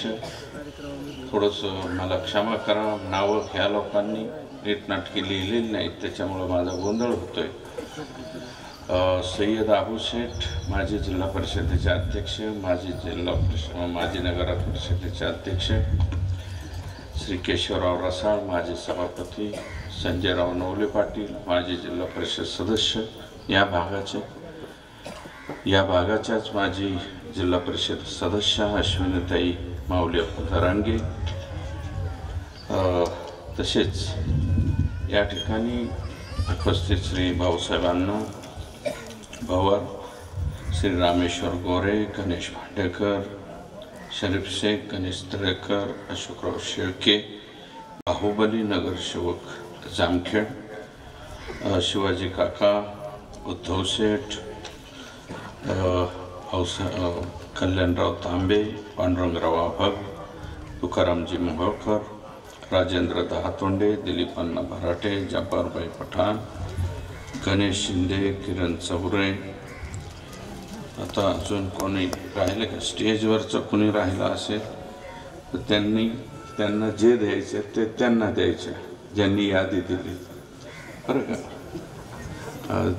नावं तुमची चुकवली. हा कार्यक्रम संपल्याच्या नंतर मी चिंचोलीच्या कार्यक्रमाला जाणार आहे. चिंचोलीला पोहोचेपर्यंत ज्यांना ज्यांना जे काही द्यायचं आहे त्यांनी यादी करणाऱ्याला द्यावं, कृपया आपल्याला देऊ नये, अशा प्रकारची या ठिकाणी विनंती आहे. पत्रकार विलासजी भोसले, पत्रकार माझे मित्र दयानंदजी सोनवणे, प्रवीण पोकळे, पोपटराव राऊत, या ठिकाणी सन्माननीय काही अधिकारी मंडळी, ADHO श्री डॉक्टर आठवले साहेब, अतिरिक्त जिल्हा आरोग्य अधिकारी बीड डॉक्टर कासट साहेब, तालुका आरोग्य अधिकारी पाटोदा डॉक्टर तांदळे साहेब, निवासी वैद्यकीय अधिकारी जिल्हा रुग्णालय बीड डॉक्टर अरबाज पठाण, वैद्यकीय अधिकारी कुसळम, डॉक्टर कागदे साहेब, वैद्यकीय अधिकारी वहाली डॉक्टर राऊत साहेब, अभियंता NHM श्री वाघ, अभियंता NHM, आरोही कन्स्ट्रक्शनचे श्री अनिल शेठ आणि त्यांचे सर्व सहकारी या ठिकाणी उपस्थित, अंमळनेर गावचे सरपंच, तसेच या जिल्हा परिषद सर्कलमधील गांधणवाडी, कोतन, त्याच्यानंतर पिंपळवंडीचे सरपंचसुद्धा या ठिकाणी आलेले आहेत. चिंचोलीचे सुद्धा बरीच मंडळी या ठिकाणी आले. विक्रम बप्पा या ठिकाणी आलेले आहेत आणि सर्व सरपंच मंडळी बरीचशी या ठिकाणी आहेत. कुसळमचे आदरणीय काका श्री हरी काका इथं बसलेले आहेत आणि क्षमा करा सुखदेव आप्पा सानप, आमच्या ऊसतोड कामगार संघटनेचे सन्माननीय अध्यक्ष आप्पासुद्धा या ठिकाणी आले. चौतड्याचे सरपंच आहेत आणि मला वाटतं या पंचक्रोशीतला बहुतेक जिथे जिथे ग्रामपंचायती आहेत तिथले सर्व सरपंच मंडळी आली, प्रमुख कार्यकर्ते मंडळी आले. अंमळनेर जिल्हा परिषद सर्कलमधील मला वाटतं सकुंडवाडी, उंडेवाडी सहित महावीर काका सगळी लोक या ठिकाणी मला दिसत आहेत. अंमळनेरचे व्यापारी मंडळीसुद्धा दिसत आहेत, वहालीची मंडळी दिसते, सर्वच एकाही गावचं मला वाटतं बोरेवाडीसह सर्व लोक आहेत आणि एखाद्या वाडीचं किंवा कोणाचं नाव राहिलं आहे असं मी काही मुद्दाम नावं घेत नाही. अंगदसुद्धा या ठिकाणी आलेला आहे, कालच त्याचा वाढदिवस झाला आहे आणि सर्व आमच्या आशाताई, स्वयंसेविकाताई आणि जे काही आरोग्य विभागाचे विविध कर्मचारी आहेत ते सर्वांचं मी मनापासून या ठिकाणी स्वागत करतो. आणि डॉक्टर अविनाश फौजी उबाळे, फौजींचा चिरंजीव आहे, त्याचंही अभिनंदन करतो. आणि आमच्या दिगंबर गुरुजींचा पुतण्या आरोग्य सेवक म्हणून गणेश त्या ठिकाणी लागलेला आहे, त्याचंही मनापासून अभिनंदन करतो. बहुतेकांचं फोनवरती मी केलं आहे. आष्टी, पाटोदा आणि शिरूरमधली जेवढी मुलं पोलीसमध्ये लागली किंवा विविध क्षेत्रात लागली त्या सगळ्यांचं माझ्या घरी बोलावूनसुद्धा मी स्वागत ठेवलं आहे. काही मुलांना येता आलं नाही, त्याच्यापैकी ही मुलं होती. पैकी अविनाशचा माझा काही फोन झाला नाही, परंतु गणेशला मात्र मी फोन केला होता, त्याचं अभिनंदन केलं होतं. शेवटी कसं आहे की आपल्यातलीच मुलं बाळं की आपल्या तालुक्यातली, आपल्या तिन्ही तालुक्यातली मुलं जर नोकरीला लागली तर ते आपल्याला आपली अर्धा इंच 1 इंच छाती ही निश्चितपणे फुगल्याशिवाय त्या ठिकाणी राहत नाही. मी कैलास पवार, चंद्रकांतराव पवार, त्र्यंबकप्पा पवार, साहेबराव चेअरमन आणि त्यांचे सर्व सहकारी शेतकरी यांचंही मनापासून या ठिकाणी अभिनंदन करतो. कारण तुम्ही जागा दिली म्हणून हे काम एवढं दिमागधार या ठिकाणी माऊली करू शकलेला आहे. म्हणून तुमचंही मनापासून या ठिकाणी अभिनंदन मी करतो. आणि बऱ्यापैकी शेतकऱ्यांना सुद्धा नाराज केलेलं दिसत नाही मला वाटतं. आपण कैलासरावांना 20 लाख रुपये दिले, चंद्रकांत पवार यांना 8 लाख रुपये दिले, 20 गुंठे, त्र्यंबकप्पा 2 गुंठे 2 लाख रुपये आणि साहेबराव चेअरमन साहेब यांना 70,000 रुपये. 16 लाखच म्हणलं ना, 20 गुंठ्याचे 16 लाख. मी तुम्हाला हळूच विचारलं की हे सगळ्याला माहिती आहेत का? नाही ते कैलास पवारांना 16 दिले आणि चंद्रकांत पवारांना 8 दिले म्हणून चंद्रकांत पवारांची फॅमिली उद्या तुमच्या पाठीमागे लागू नये म्हणून मी जरा घाबरत होतो. पण तरी मी विचारून घेतलं तुम्हाला. थोडासा फरक आहे फ्रंटचा आणि मागचा असं काहीतरी. ठीक आहे, शेतकऱ्यांनी दिले कारण ह्या योजनेमध्ये सरकार हे सरकारच्या वतीनं भूसंपदाला एक दमडासुद्धा देत नाही अशी एकंदरीत परिस्थिती आहे. याच्यामध्ये काम करणाऱ्यालाच त्या ठिकाणी पैसे द्यावे लागत आहे. आणि तसं पाहिलं तर हे काम मला असं वाटलं होतं अनिलचं की हे काम अभाव वगैरे आहे का काय, पण मला नंतर कळालं की हे बिलो आहे. मी आत्ता वाचलं याच्यामध्ये 3% काहीतरी बिलो आहे. ते काय अभावसुद्धा काम नाही, बिलो काम आहे. म्हणजे अंदाजपत्रकापेक्षा जवळजवळ तिथंच माझ्या मते 1 कोटी रुपये कमी झाले. बऱ्यापैकी रक्कम तिथे कमी झाली 3%मध्ये. 7 कोटीच्या आसपास प्रशासकीय मान्यता आहे, प्रत्यक्षात 6 कोटीचं काहीतरी काम या ठिकाणी झालं आहे. आणि बिलो असल्यामुळं तेवढं पर्सेंटेज कमी या ठिकाणी होतं आहे. आणि मी खरोखरच या ठिकाणी वहालीकरांचं सुद्धा मनापासून आभार मानणार आहे.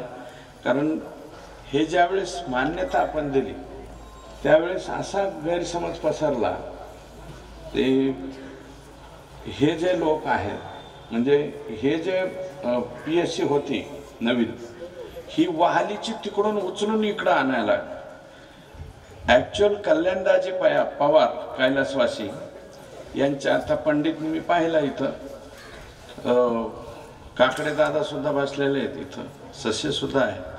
तर कल्याणदाजींनी त्यांच्या कालावधीमध्ये वाहली हे त्यांचं गाव म्हणून तिथंच केलं होतं. वस्तुस्थिती काय आहे की त्यावेळेसचा हा दुर्गम भाग पाहता वामन भाऊंनी त्यावेळेस रस्ता नसताना सुद्धा, पण ती अगाध शक्ती होती. वामन भाऊंच्या एका आदेशावरती मोठमोठाली दगडं, मोठमोठाले ते गाड्या, हे सगळे लोक तिकडनं घेऊन यायचे. आणि त्यावेळेस तर रस्ताही नव्हता, काहीच नव्हतं, परिस्थिती फार गंभीर होती. परंतु ती त्यांच्यामुळं शक्य झाली. आणि हा मोठा गड तिथं उभा राहिला.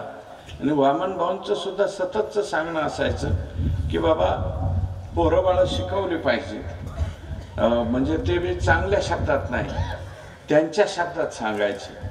आणि त्याचाही निश्चितपणे परिणाम हा आपल्या इकडे झालेला आहे, हे आपल्याला या ठिकाणी कबूल करावं लागेल.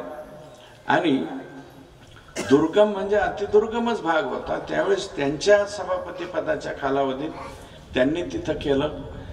त्यांच्याकडं काही दिवस मला वाटतं शिक्षणसुद्धा होतं. शिक्षणाच्या काळात सुद्धा बऱ्यापैकी दरारा त्यांचा होता. बरेचसे शिक्षक लोक त्यावेळेस घाबरायचे, दाजीला कळालं तर काय होईल किंवा दाजी काय म्हणतील. इथपर्यंत आम्ही लहानपणी त्यांच्याबद्दल ऐकलेलं आहे. म्हणून आत्ताच्या कालावधीमध्ये हा झाला. आणि नंतरच्या कालावधीत आपण तिथली सुद्धा PSC मंजूर करून घेतली, म्हणजे बांधकाम. नारळही फोडायला मी गेलो नाही. मला बऱ्याच वेळा माऊली म्हणत होता की नारळ फोडायला चला, पण पंडितला आणि यांना सांगतो आमचं टकलं कुठं गेलंय मला काही दिसलं नाही आज. आहे का? नाही दिसनाच. हा आहे, टोपी घालू नये. त्याच्यामुळं तुम्हाला मी विनंती करतो की आम्ही जरी नारळ फोडायला नाही आलो तरी ते सुद्धा काम जे ते PSC मीच मंजूर करून घेतली आणि ते काम चालू करा म्हणलं. आता तुम्ही जे कोणी काम करताय त्यांनी लवकर करा. म्हणजे असं सुसज्ज केल्याच्या नंतर त्याच्या उद्घाटनाला मात्र शिवाजीराव आपण त्या ठिकाणी जाऊ. म्हणजे काय होईल की बाबा काम पूर्ण झाल्याच्या नंतरच आपण येतो, अशी एकंदरीत परिस्थिती आपण करायला हरकत नाही. म्हणून माझी विनंती, मी माऊली आप्पाचं मनापासून अभिनंदन करेल. अनिल शेठलाही याच्यामध्ये खूप त्रास झाला याची जाणीव मला आहे. कारण हे टेंडर हे बघा एवढं चांगलं काम केलं तरी बी म्हणजे काय म्हणतात ना, आपल्याकडं परिस्थितीचे पतिव्रतेच्या गळ्यात धोंडा आणि पुढचं काय कोणता मन हार बीर म्हणतात, तशी काहीतरी म्हण आहे. मी त्याच्यावरती जात नाही, परंतु चांगलं काम केलं तर ह्याच्या तक्रार. आणि काही कामं अशी असतात, एखाद्या रस्त्याचं काम झालं की 6 महिन्याच्या आत तो रस्ता बी लगेच खालून वर येतो आणि ते असंच चेष्टाने बोलता बोलता आमच्या भाऊसाहेबांनाचं मागे वाटून आमच्या हातून झालं. ते काम केलं नवले पाटलांनी आणि आम्ही भाषणात आणलं, म्हणले मलाही माहित नव्हतं, म्हणलं त्यांनी केलं आणि भुरेवाडीतच भाषण झालं आणि भुरेवाडीकरांनी ह्यांचं कामच केलं. तर असं मी याच्यावरती बोलत नाही, पण बऱ्याचशा वेळा बघा तुम्ही रस्त्याची कामं होतात आणि 6 महिन्याच्या आत त्याला लगेच खड्डे पडायला चालू, त्याच्या कोणी तक्रारी करत नाही. पण एवढं सुंदर काम करून सुद्धा या कामाला खूप त्रास झालेला आहे. आम्हाला त्याची कल्पना आहे, कोणी दिला काय दिला हे सुद्धा लोकांच्या कानावरती जात असतं, पण तो अधिक याच्यामध्ये मी जात नाही, अधिकचं बोलत नाही. आणि मी अतिशय सुंदर काम केलं. मी सगळ्या लोकांना विनंती करतो की तुम्ही जे आलेले तुमची नावं घेतली नाही म्हणजे तुम्ही सुद्धा प्रमुखच आहात, पण जेवढे प्रमुख माणसं आलेत सगळ्यांना माझी विनंती आहे, म्हणजे सौताड्याच्या माजी सरपंच सह बसलेत तिथं समोर माझे, तर तुम्ही हे एक खोली ना खोली बघून जा. आणि उद्याच्याला तुमच्या स्वतःच्या गावामध्ये कोणतीही बिल्डिंग सार्वजनिक स्वरूपाची बांधायची म्हणलं तर ती कशी बांधायची, तर ते प्राथमिक आरोग्य केंद्र कुसळम सारखे बांधायचे असं मनामध्ये गुणगान राहा. तुमच्या गावातले उद्याच्याला शाळा खोली हो, तुमच्या गावातली अंगणवाडीची खोली हो, किंवा शाळेचं ते भात शिजवायचं छोटी रूम का व्हायना, पण ती सुद्धा कशी बांधायची, अशी बांधायची. आपण काय करतोय, आपल्याकडं काय होतं, मंदिराचं काम होत असताना अख्ख्या गावाचं लक्ष राहतंय. मंदिराचं काम खराब होत नाहीत, एकदम क्वालिटीच्या मंदिराचं काम होतं. आणि आपल्या इकडं तर सगळीकडं आता रामेश्वर आमचाच आहे इथं. आज नेमका बघा तारीख कशी लय दिवस पुढं ढकलत होती, परंतु श्रावण मासारंभ आज आहे आणि आजच नेमकी या ठिकाणी योगायोग आलाय. प्रभू रामचंद्राचं ज्या ठिकाणी वास्तव्य झालंय त्या भागातल्या जिल्हा परिषद सर्कलमध्ये आपण इथं आलो आणि या कामाचा शुभारंभ झालाय. म्हणजे बऱ्याच वेळा वेळ होऊन सुद्धा एक चांगला दिवस उजाडायला पाहिजे होता, तो आज या ठिकाणी उजाडलाय असं मला वाटतं. श्रावण महिन्याचा शुभारंभ आज होतोय. हा पूर्ण महिना आपण जे आहे ते बहुतेक लोक येडंवाकडं काही खात नाही असं मला वाटतं बरं का. जे खात असतील त्यांचं त्यांना लखला, पण मुळातच आपण दिंड्या चालल्याच्या नंतर आणि परत येईपर्यंत शक्यतो काही करत नाही. पण काल मात्र अमावस्या होती, कंसात गटारी. काल लय फोन आले आम्हाला कधी सुद्धा आमच्यावरती प्रेम व्यक्त न करणारे माणसं सुद्धा अशोकांना आमच्यावरती प्रेम व्यक्त करीत होते. काल एवढं प्रेम म्हणजे काय तुम्ही बघायची सोयच नव्हती आम्हाला. काही जणांचं बरं काही हे असं एकामेकाच्या समोर बसलं की कुणाचा वाद जरी चालवला असला तरी आम्हाला फोन करतात, पण ह्याने असं करावं का, काय संबंध आहे? अरे बा तुमच्या दोघांचा काय व्यवहार आहे त्याच्याशीच आमचा काही संबंध नाही, पण तरी सुद्धा तुम्ही ह्याच्यात लक्ष घाला. म्हणजे कधी कालच्या अमावस्येच्या दिवशी, अगोदर नाही. तर असो जाऊ द्या, गमती जमतीचा भाग आहे.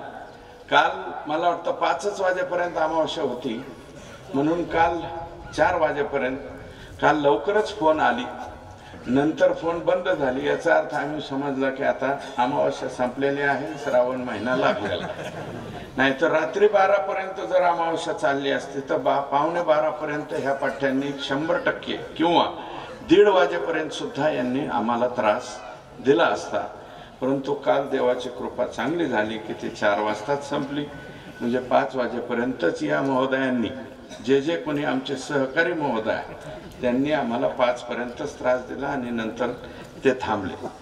आता मी खरोखर या बाबतीमध्ये देशाचे पंतप्रधान आदरणीय मोदी साहेबांचं मनापासून आभार मानणार. हा जो नॅशनल हॉर्टिकल्चर मिशन, म्हणजे नॅशनल हेल्थ मिशन आणि नंतर NRHM हा जो प्रोग्राम आहे, हा प्रोग्राम 2007 पासून चालू आहे. परंतु ह्याला खरी बळकटी जर कधी आली असेल तर 2014ला ज्यावेळेस, आणि पत्रकार मित्रांना माझी विनंती आहे की तुम्ही लिहून घ्या, कारण 2007ला मनमोहन सिंग साहेबांचं सरकार होतं. टीका म्हणून मी करत नाही. नंतर ते सरकार 14 सालापर्यंत होतं, कारण UPA फर्स्ट आणि UPA 2 असं 2 वेळा सरकार दिलं. नंतर 2014 मध्ये पहिल्यांदा नरेंद्र मोदींना लोकांनी स्वीकारलं आणि मोदी साहेब, आणि मला वाटतं मला जेवढी माझी बुद्धी आहे तेवढ्यापुरतं हर्षवर्धन साहेब त्यावेळेचे आरोग्यमंत्री होते, दिल्लीचे खासदार आणि देशाचे आरोग्यमंत्री हर्षवर्धनजी यांच्या कालावधीत हा संपूर्ण प्लॅन तयार झाला. आणि ही जी बिल्डिंग उभी दिसते याच्यामध्ये राज्य सरकारचा 1 पैसा सुद्धा नाही, हे तुम्हाला मी नम्रपणे सांगतो. ह्याच्यात पैसे कोणाचे? हे सगळे पैसे केंद्र सरकारचे. लोकांना माहिती नसते. आता मागे काय झालं की बाबा केंद्र सरकारने काय केलंय, केंद्र सरकारने काय केलंय. या देशामध्ये गेल्या 60 वर्षामध्ये 60 वर्षामध्ये 4च एम्स झाले आणि ह्या 2014 पासून नंतरच्या 2019 आणि आता 2024 पर्यंत 11 एम्स नवीन एम्स कॉलेज, एम्स म्हणजे दिल्लीचं एम्स, नंतर आता ह्याला MP मध्ये झालं, मला वाटतं नागपूरला सुद्धा एम्स हॉस्पिटल आहे. 11 एम्स झाले. आणि आपल्याला तरी का माहिती होती, आपल्याच मतदारसंघातला एक मुलगा पहिल्यांदा ACBC मधून आता तिथं EWS मधून, कारण ओपन मराठा समाज जो आहे त्याला केंद्र सरकारचं EWS आजही लागू आहे. त्याचा नंबर EWS मधून लागला आणि त्याला हा आपल्या चेअरमन आहेत ना भोसले, आष्टी तालुका दूध संघाचे, त्यांचा नातू म्हणायचं ना, जावयाचा मुलगा म्हणजे काय, मुलीचाच मुलगा, त्या मुलाचा नंबर काळे नावाच्या लागला. त्यावेळेस ते आला, त्यावेळेस मी म्हणलं कुठं तुला घेणार आहे, तो म्हणला मला मध्य प्रदेशमध्ये पण ऑप्शन आहे आणि नागपूरला पण ऑप्शन आहे, दोन्हीपैकी मी कुठेही जाऊ शकतो. म्हणून तो पोरगा तिकडे गेला आणि त्यांनी ॲडमिशन घेतलं. तेव्हा माझ्या लक्षात आलं की बाबा एम्स नवीन झालं. 11 एम्स स्थापन, 60 वर्षामध्ये 4 आणि गेल्या 10 वर्षामध्ये 11. म्हणजे यातला बदल तुम्ही लक्षात घ्या. हा बदल खरं पॉप्युलेशननुसार, मागणीनुसार जास्त पाहिजे होते, कारण देशाचा कोणताही मोठा माणूस, अगदी या देशाचा पंतप्रधान सुद्धा जर त्यांचं दुखलं तर ते एम्समध्ये जातात, दिल्लीच्या एम्समध्ये. मनमोहन सिंग साहेब सुद्धा त्या एम्समध्ये दाखल झालेले, सोनियाजी सुद्धा दाखल झालेले आपण पाहिले, अटल बिहारी वाजपेयी साहेब दाखल झालेले पाहिले. म्हणजे सगळे मोठाले माणसं एम्समध्ये जातात आणि आपल्या इकडं याचा विस्तार नव्हता. तो विस्तार केंद्र सरकारने केला. मी राज्य सरकारचं सुद्धा अभिनंदन करणारच आहे. परंतु खरोखर हा 2020च्या या कालावधीमध्ये आम्ही प्रशासकीय मान्यता पळापळी त्यावेळेस करत होतो. 18ला ज्यावेळेस मी परत आमदार झालो ह्याचा MLCचा, आणि MLCचा आमदार झाल्याच्या नंतर मग पहिल्यांदा आम्ही ठरवलं की हे काम आपल्याला करायचं. आणि मला वाटतं त्यावेळेस ग्रामविकास मंत्री पंकजाताई होत्या आणि आपल्या जीबीमध्ये ठराव घेऊन पहिल्यांदा मला वाटतं गोलारताई जिल्हा परिषदच्या अध्यक्ष होत्या. एक 2-3 निर्णय आपण त्याच कालावधीत केले. काही रस्ते अपग्रेडेशनच्या कालावधीत घेतले. अमर निंबाळकर, हे शिवाजीराव पवार, प्रकाशदादा कवटेकर आणि रामहरी महारनोत ह्या सगळ्या मंडळींनी त्यावेळेस प्रक्रिया चालू केली आणि पुढं हे आपल्याला मंजुरी मिळाली आणि आपण हे काम हाती घेतलं. 2020मध्ये प्रशासकीय मान्यतेच्या लेवलला आलं, मग टेंडर काढलं आणि मग वर्क ऑर्डर त्या ठिकाणी दिली. ही 2020च्याच कालावधीमध्ये पुढं हे काम झालं. आणि काय की ज्यावेळेस आत्ताचे उपमुख्यमंत्री त्यावेळेस मुख्यमंत्री होते, मुख्यमंत्री सहायता निधीच्या बाबतीमध्ये आपल्याच जिल्ह्याचे मला वाटतं ते माजलगाव तालुक्यातले आहेत शेटे साहेब, त्यांनी एक बऱ्यापैकी या जिल्ह्यामध्ये लोकांना मुख्यमंत्री सहायता निधीची सवय लावली पहिल्यांदा. आणि नंतरच्या कालावधीत आता मध्ये 2.5 वर्षात आपण कोरोनात होतो. कोरोनामध्ये काय झालं की जे लोक फील्डवरती गेले, मी माझी समाजाला प्रामाणिकपणे विनंती आहे की तुम्ही लोकप्रतिनिधी कोणाला म्हणा, पुढारी कोणाला म्हणा, जे लोक कोरोनाच्या काळात काम करीत होते ना त्यांना तुम्ही खरा लोकप्रतिनिधी म्हणलं पाहिजे. खरं आहे का खोटं आहे? मी तर ह्या मतदारसंघाचा आमदारही नव्हतो कोरोनाच्या काळात. मी तर 3 जिल्ह्याचा आमदार होतो. आता मी माफी मागतो, माऊली आपण तुम्ही बी आमदार म्हणले, तेव्हा सुद्धा मला आमदार म्हणले आष्टी पाटोदा शिरूरचा. मी कुठे 10 वर्ष झालं आष्टी पाटोदा शिरूरचा आमदार नाहीये आणि तुम्ही मला आता आमदार का म्हणता? मी माझे आमदार आहे. गेल्या 21 तारखेपासून 21 जून पासून मी आता माझी यादी माझीमध्ये गेलेली आहे. आम्ही माझींच्या यादीमध्ये आम्ही गेलेलो आहोत. त्याच्यामुळं मला आमदार बिमदार काय म्हणू नका. सध्या मला माझी आमदार म्हणा. कार्यकर्ते बी हुशारी दाखवते. माझी आमदार लिहायच्याऐवजी माझी राज्यमंत्री लिहिते म्हणजे लोकांना लक्षात येऊ नये. हाय बाबा, मी 18 महिने माझे राज्यमंत्री बी होतो. माझ्या राज्यमंत्री पदाच्या कालावधीत सुद्धा काका मी जेवढं काही काम चांगलं करता येईल तेवढं काम चांगलं करण्याचा योग्यजी प्रामाणिक प्रयत्न त्या ठिकाणी केलेला आहे. आणि आता मी आमदार नाही तरी सुद्धा मला आमदार म्हणताय तुम्ही म्हणले, देवा म्हणाले, तर कृपया माझी विनंती आहे की आता सध्या स्थितीमध्ये मीच जाहीर करतो. आता पत्रकार मंडळींना सुद्धा माझी विनंती की आता आमच्या नावाच्या पुढं माझी लिहित जा, म्हणजे जरा बरं आहे की लोक म्हणजे कळालं पाहिजे ना लोकांना हे माझे झालेले. तुम्ही असंच जर माझे राज्यमंत्री हे ते म्हणत राहिले तर लोक म्हणत राहिले हे आहेतच काय ना अजून. आम्ही आता सध्या नाही येत. परंतु माझी विनंती अशी आहे, जरी माझी झालेलं असलो तरी एकदम कळा गेलेला माझी बिजी झालेलो नाही तर का. माझी असलो तरी आजीच्या ताकदीच्या पेक्षा जास्तीचा ताकदीचा आजी आहे, माझी आहे बरं का. अजूनही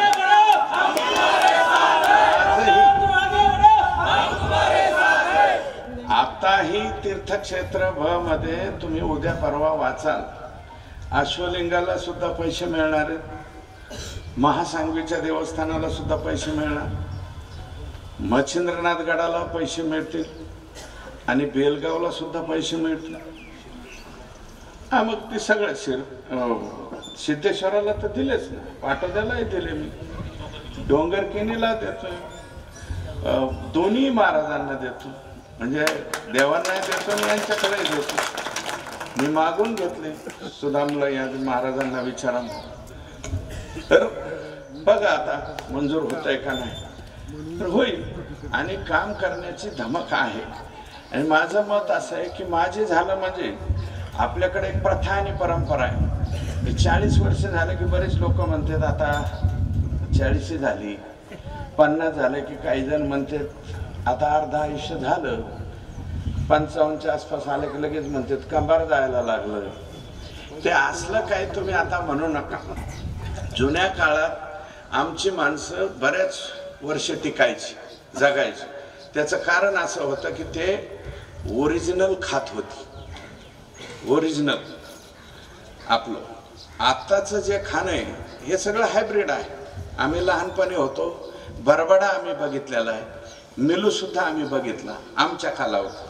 कारण 72चा दुष्काळ हा पाण्याचा दुष्काळ नव्हता, खाण्याचा दुष्काळ होता.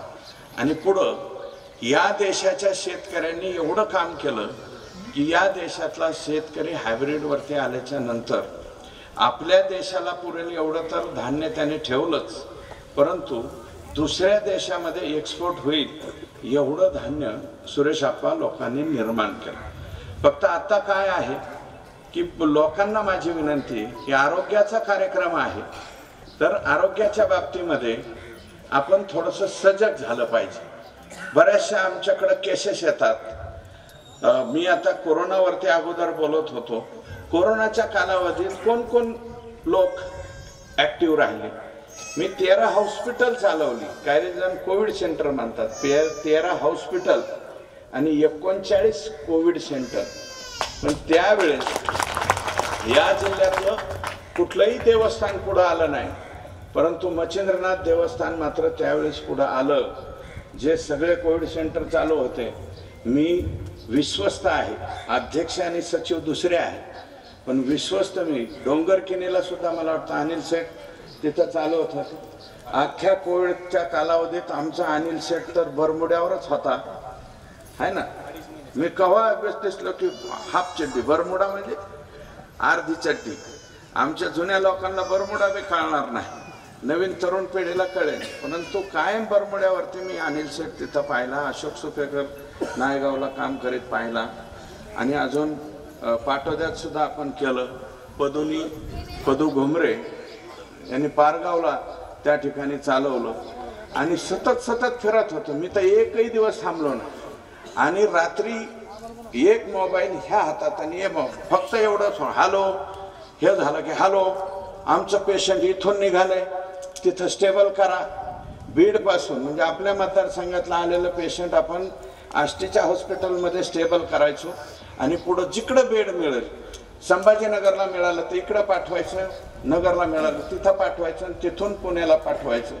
अशी पूर्णपणे व्यवस्था आपण केली. मी जेवढे मी ते इंजेक्शन आणले, मी स्वतः कधीही इंजेक्शन वाटत फोटो काढीत हिंडलो नाही, हे नम्रपणे सांगतो. माझ्याकडे मी जेवढे बी ते इंजेक्शन आणले सगळे नाही रेमडेसिवीर तेवढे इंजेक्शन मी कोणाला दिले, हॉस्पिटलला दिले, सरकारी हॉस्पिटल, आणि त्यांना सांगितलं ज्याला गरज असेल त्याला द्या. आपण वाटायचं म्हणल्यावर पार्शलिटी होऊ शकते. कदाचित एखादा माणूस आपला नसेल आणि मग आपली भावना काय जाते, हे आपल्या पार्टीचा आहे का, हे आपल्यालाच मानणार आहे का, असला उद्योग मी खंडोबा रायाच्या समोर बोलतो, असलं पाप मी कधीच केलं नाही, बिलकुल नाही.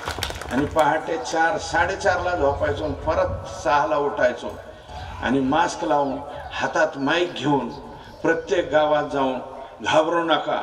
अरे कोरोनामध्ये सगळ्यात मोठं काम कोणतं होतं राजकीय नेत्यांचं, फक्त त्या पेशंटपाशी जायचं आणि त्याला म्हणायचं घाबरू नको, मी आहे, काय घाबरू नको, काय होत नाही.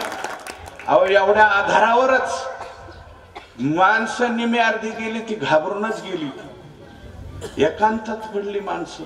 काय माणसं अरे स्वतःच्या गावात वस्तीवर नेऊन जिथं गुरं बांधतो तिथं आपल्या घरातलं माणूस नेलं, बरेच भाऊ मी असे पाहिले की सख्या भावाला 5 कोटीची प्रॉपर्टी ज्या भावाने धाकट्या भावाला कमवून ठेवली, तो त्या पिकअप मध्ये त्याच्या स्वतःच्या गाडीत त्यांनी भाऊ नेला नाही सुरुवातीला. तो काय म्हणला, त्या भावाला पिकअप मध्ये टाका आणि ते बी आम्हीच बेड उचलायचो सरकारचं, इथलं आपल्या सरकारचं बेड उचलायचं आणि त्या पिकअप मध्ये टाकायचं. तो म्हणायचा त्याला पिकअप मध्ये टाका आणि मी मागच्या गाडीत बसतो.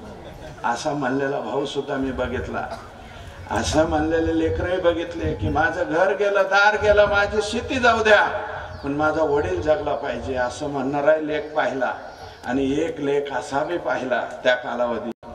अरे स्वतःचे वडील वारले म्हणून आम्ही रात्री त्याला 12-12:30 वाजता सांगितलं. मी नाव नाही सांगणार, गाव बी नाही सांगणार, पण ही सत्य घटना आहे, हे सगळ्यात वाईट आहे. 12:30ला त्याला सांगितलं तुझे वडील गेले. त्यांनी तिकडून फोन काय केला, मग आता येऊन काय करू, मी सकाळी येतो. आता गडबडीत तरी काय होणार आहे. बरं म्हणलं बाबा मायबाप सकाळी या. सकाळी 8 वाजता फोन केला, म्हणलं निघालोय. नंतर माहिती घेतली शेजाऱ्या पाजाऱ्याकडून, तर तो सकाळी 8 वाजता नाश्ता करून निघाला होता घरी. नाश्ता करून ज्या वडिलांनी त्याला जन्म दिला, अरे रात्री 12-12:30ला असतो नाही तर 2:30ला असतो. वडील गेले म्हणल्यावर पटकन माणूस जाणार ना पळत. ही बाबा सकाळी 8 वाजता नाश्ता करून आला आणि आम्ही तिथं दवाखान्यात होतो. कुणीही प्रेताला हात लावण्याची तयारी दाखवत नव्हतो. एक रवी माने म्हणून नावाचा पोरगा आहे आष्टीतला, अजून 2-3 पोरं होते. आणि मी खरंच मी सांगेल की त्यावेळेस अनिल तात्या ढोबळे, हे माऊली आप्पा असेल, इकडं झिया इथं बसलेला आहे, त्या दौला वडगावचा मुस्लिम समाजाचा माणूस वारला. आता आम्ही जातपात धर्म काढतो, पण त्यावेळेस झिया बेग आणि भारत मुरकुटे, त्यावेळेस मला वाटतं भारत नगर अध्यक्ष होता, आमचा वडार समाजाचा अध्यक्ष, त्यांनी स्वतः ह्या दोघांनीच कबर खांदली, दोघांनीच ते आत नेऊन सोडलं आणि ते बुजलं बी ह्यांनीच दोघांनी. आणि ते हे नेमके बुजणारे बी दोघंही 125-125 किलो आले आणि मास्क लावून, म्हणजे डेड बॉडी. आणि त्या माणसाची जेव्हा बॉडी आम्ही तिथं उभा, कुणी हात लाविना, त्या पोरगा आला 8:30 वाजता. आम्ही म्हणलं ह्याचा अंत्यविधी करायचा आहे, काय करायचं, ते मला करून टाका. म्हणलं ते तोंड बांधलेलं आहे, शेवटच्या बारी बघायचं आहे का. ते म्हणलं काय, बऱ्याच वेळा म्हातारा बघितले.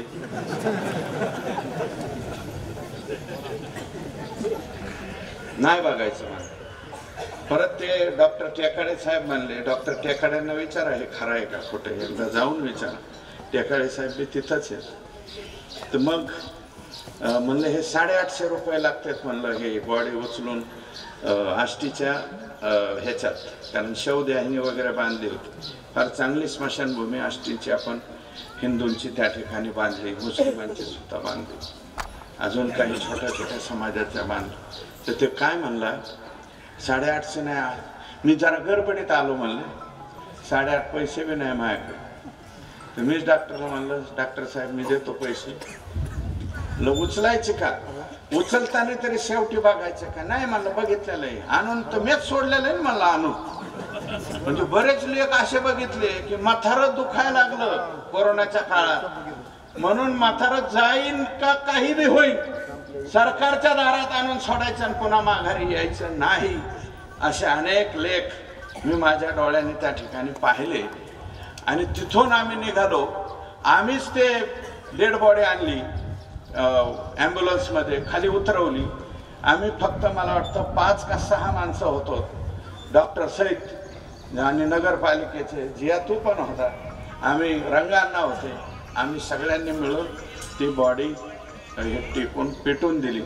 आणि पेटून दिले त्या ज्यावेळेस पेटवायचं होतं म्हणून त्या पोराला आम्ही म्हणलं होतं की अग्निटाक द्यायला तरी ये रे. ते मला मागून येतो. त्यांनी मोटरसायकल चालू केली, आम्ही आणलं, रचलं, पाणी पाजलं, तरी बी आहे ना, म्हणजे पाणी त्याच्या हाताने पाजायचं म्हणून थांबलो.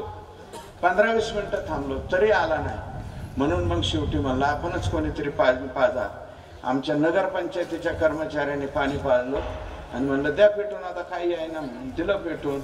ते ज्यावेळेस अर्ध्याच्या वरती जळालं, तिथून आम्ही सगळेजण निघालो. मी माझ्या गाडीत बसलो आणि दवाखान्याकडे निघालो. परत डॉक्टर म्हणले मला सोडा. म्हणलं चला बाबा, कड्याला जायचं होतं. तर जाताना दुर्दैव असं की जो महोदय सकाळी नाश्ता करून आला होता तो आष्टीच्या स्टँडच्या समोर एक वडापावचं दुकान होतं आणि त्या वडापावच्या दुकानावर तो वडापाव खात होता. हे सुद्धा माझ्या डोळ्यांनी मी बघितलं. त्या दिवशी वाईट वाटलं मनात.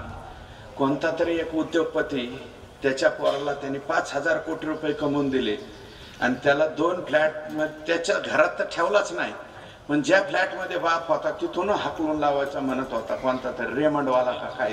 त्याच वेळ शिंगानिया बिंगानिया, आता एवढाले मोठाले शिंगानिया आमकी निया बिया म्हणले की आपल्याला काय मिळालं, आपण गरीब माणसं आहे. तर हे अशी तिथं घटना घडली. इथं मी माझ्या डोळ्यांनी अशी एक घटना बघितली कोरोनाच्या काळात. अहो, माणसाला सख्या भावाला सख्खा भाऊ राहिला नाही, कुटुंबात माणसं घाबरत. आणि त्यावेळेस ज्यांनी काम केलं असेल तुमच्या गावात सुद्धा, तालुक्यात सुद्धा कोणी काम बघितलं, काय बघितलं, हे जुनं थोडं तरी लक्षात ठेवा अशी माझी विनंती. की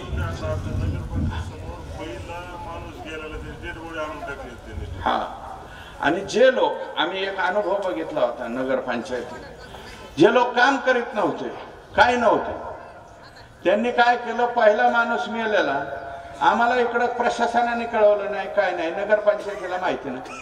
त्याची डेड बॉडी उचलली ना आमच्या नगरपंचायतीच्या दारात आणून आणि मोठ्याने बडबड बडबड बडबड चालू केली तात्यासाहेब, लय मोठे. आम्ही म्हणलं दादासाहेब हे काय भानगड आहे.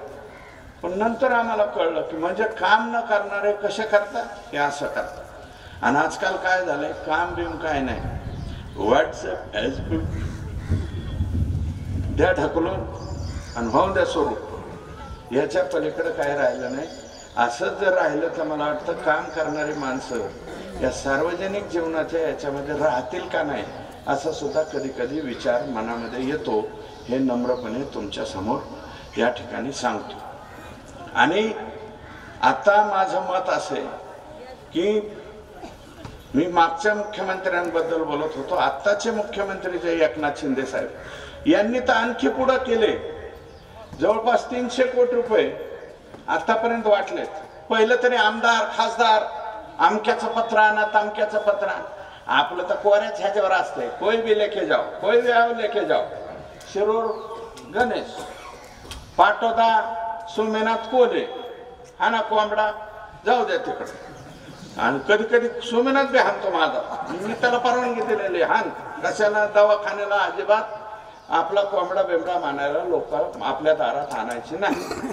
आणि आष्टीमध्ये तिथंही सह्या करून ठेवलेलं असतं, कोणी बी येऊ, दुश्मन बी येऊ, पण दवाखान्याच्या कामाला बिलकुल नाही म्हणायचं. आणि लोक बघा का कुणास ठाऊक, 10 वर्ष झालं मी इकडे नाही, पण इतरांच्या दारात जात नाही. तो आडल्या नडल्याला का माझ्या दारात येतो हे मला काही कळत नाही. ज्याची कोणाची दवाखान्याची अडचण निर्माण होती त्याचा पहिला फोन आम्हाला येतो. अगदी दादासाहेब नवलेचा सुद्धा, नवलेचा आत्ता सुद्धा एक पेशंट तिथं आहे, त्याची सुद्धा आम्ही प्रयत्न केला पण कुठल्याही योजनेत बसलो नाही.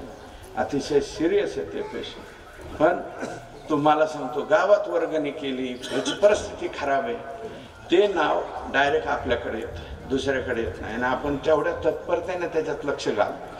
कुणी इकडून फोन केला, ऍक्सिडेंट झालाय, पुढं तयारी करा, मी माझं सगळं काम सोडून देणार, पुढच्या डॉक्टरला फोन करणार, ॲम्ब्युलन्स आहे का, नसली तर सोय करायची. अरे आमचा सुनील शेरकर आत्ता मी कुठेतरी बघितला, अख्खे पेशंट अंमळनेरापासून बसला, उठून उभा राहा, दाखवतो मी हा मान, केवढंसं कार्य करताय. कुणीच पेशंट नेत नव्हते, एकटा सुनील शेरकर सगळे पेशंट घेऊन जायचे. आणि मला वाटतं ग्रामपंचायतीला आपटेला बहुत अच्छा, अंमळनेरकरांचं मोठा आभार मानलं पाहिजे. ग्रामपंचायतीला ह्यांचाच परोस केला लोकांना. हा, जाऊ द्या, ग्रामपंचायतीला वेगळं असते.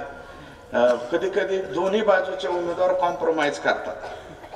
तू तेरे घर का इधर दे, मैं मेरे घर का उधर देता, तू भी चुन के आ, मैं भी आता, तेरा एक गिरने दे, मेरा भी एक जाने दे. उसका कुपाट लग गया आणि उसका भी काप लग गया. असं वाटोळं या ठिकाणी जमलं आणि या संपूर्ण कामामध्ये सगळ्यात जास्त आभार जर कोणाचं मी मानेन तर आपल्याकडे DH होते आदरणीय PS म्हणजे आपले पवार साहेब। आज राज्याची आरोग्याची जबाबदारी त्यांच्याकडे आहे, पण DH असताना हे कुशलमचं काम खरोखर ते आज नाही आहेत, दिल्लीला मीटिंगला गेले म्हणून ते येऊ शकले नाही बरं का, पण त्यांनी खरोखर जर श्रेय कोणाचं असेल आमचं तर आहेच, पण पवार साहेबांचं सुद्धा याच्यामध्ये पूर्ण लक्ष होतं, त्यांनी सुद्धा पूर्णपणे सहकार्य केलं हे मी या ठिकाणी सांगतो। आणि PS पवार सर, हा PS पवार एक आता उदाहरणं त्यावेळेचे सांगायचे म्हणलं तर सगळ्याचे सांगतात, मी सांगत बसत नाही, परंतु आता केंद्र सरकारच्या काही योजना आहेत, मी हॉस्पिटलवाल्यांशी बोललो, राज्य सरकारच्या काही योजना आहेत, मुख्यमंत्री सहायता निधीचे 1 लाख रुपये तातडीने मिळतात। एकनाथ शिंदे साहेबांच्या कालावधीपासून मी तुम्हाला सांगतो की तुम्ही अर्ज जरी ऑनलाईन केला, CSC सेंटरचं जर कोणी इथं असेल, ज्या पोरांना मोबाईल चालवता येत असेल त्यांना माझी विनंती आहे की तुम्ही मोबाईल चालवा रे, पण हा मोबाईल मुख्यमंत्री सहायता निधीसाठी सुद्धा चालवा। मी का सांगतो, हे एक अनुभव घेतला मी, एक दुर्दैवी घटना घडली होती आपल्या इथं खडकवाडी म्हणून एक वाडी आहे मोराळ्याच्या शेजारची, तिथं वनवे नावाचं वडील आणि मुलगा दोघजण मोटरसायकल चालले होते, इतकी जोरात एक गाडी आली, धडक दिली आणि धडक दिल्याच्या नंतर वडील जागेवर गेले, मुलगा वाचला आणि तो मुलगा नगरच्या दवाखान्यापर्यंत लोकांनी पोहोच केला। आणि दुसरा पोरगा याला होता त्या बारामती तालुक्यातल्या सोमेश्वर कारखान्यावर, वडिलांचा आणि मुलाचा असा ॲक्सिडेंट झालाय म्हणून तो पोरगा ह्यांना बघायला निघाला, भिगवणच्या पाशी आला, त्याचा बी ॲक्सिडेंट झाला आणि त्याचा बी जबर ॲक्सिडेंट, आणि त्या दोन्ही पोरांना भेटायला मी गेलो होतो तिथं बरं का। मी पुढचं सांगत नाही कारण मी ते कधी जाहीर स्टेजवरती सांगत नाही आपण काय केलं आणि काय करत बसतो, परंतु मी तिथं म्हणलं की बाबा ह्यांना मुख्यमंत्री सहायता निधीतून पैसे मिळाले पाहिजे। नंतर मला कळालं एक CSC सेंटरवाला पोरगा आहे नागताळ्यासारख्या एकदम दुर्गम भागात, वायभाषा नावाचा, त्या पोराने ते ऑनलाईन सुद्धा केलं होतं आणि मुख्यमंत्री सहायता निधीचे दोन्ही पेशंटला 1-1 लाख रुपये मिळाले। नंतर आम्ही विशेष बाब म्हणून परत 1-1 लाख रुपये मिळवून देण्याचा प्रयत्न।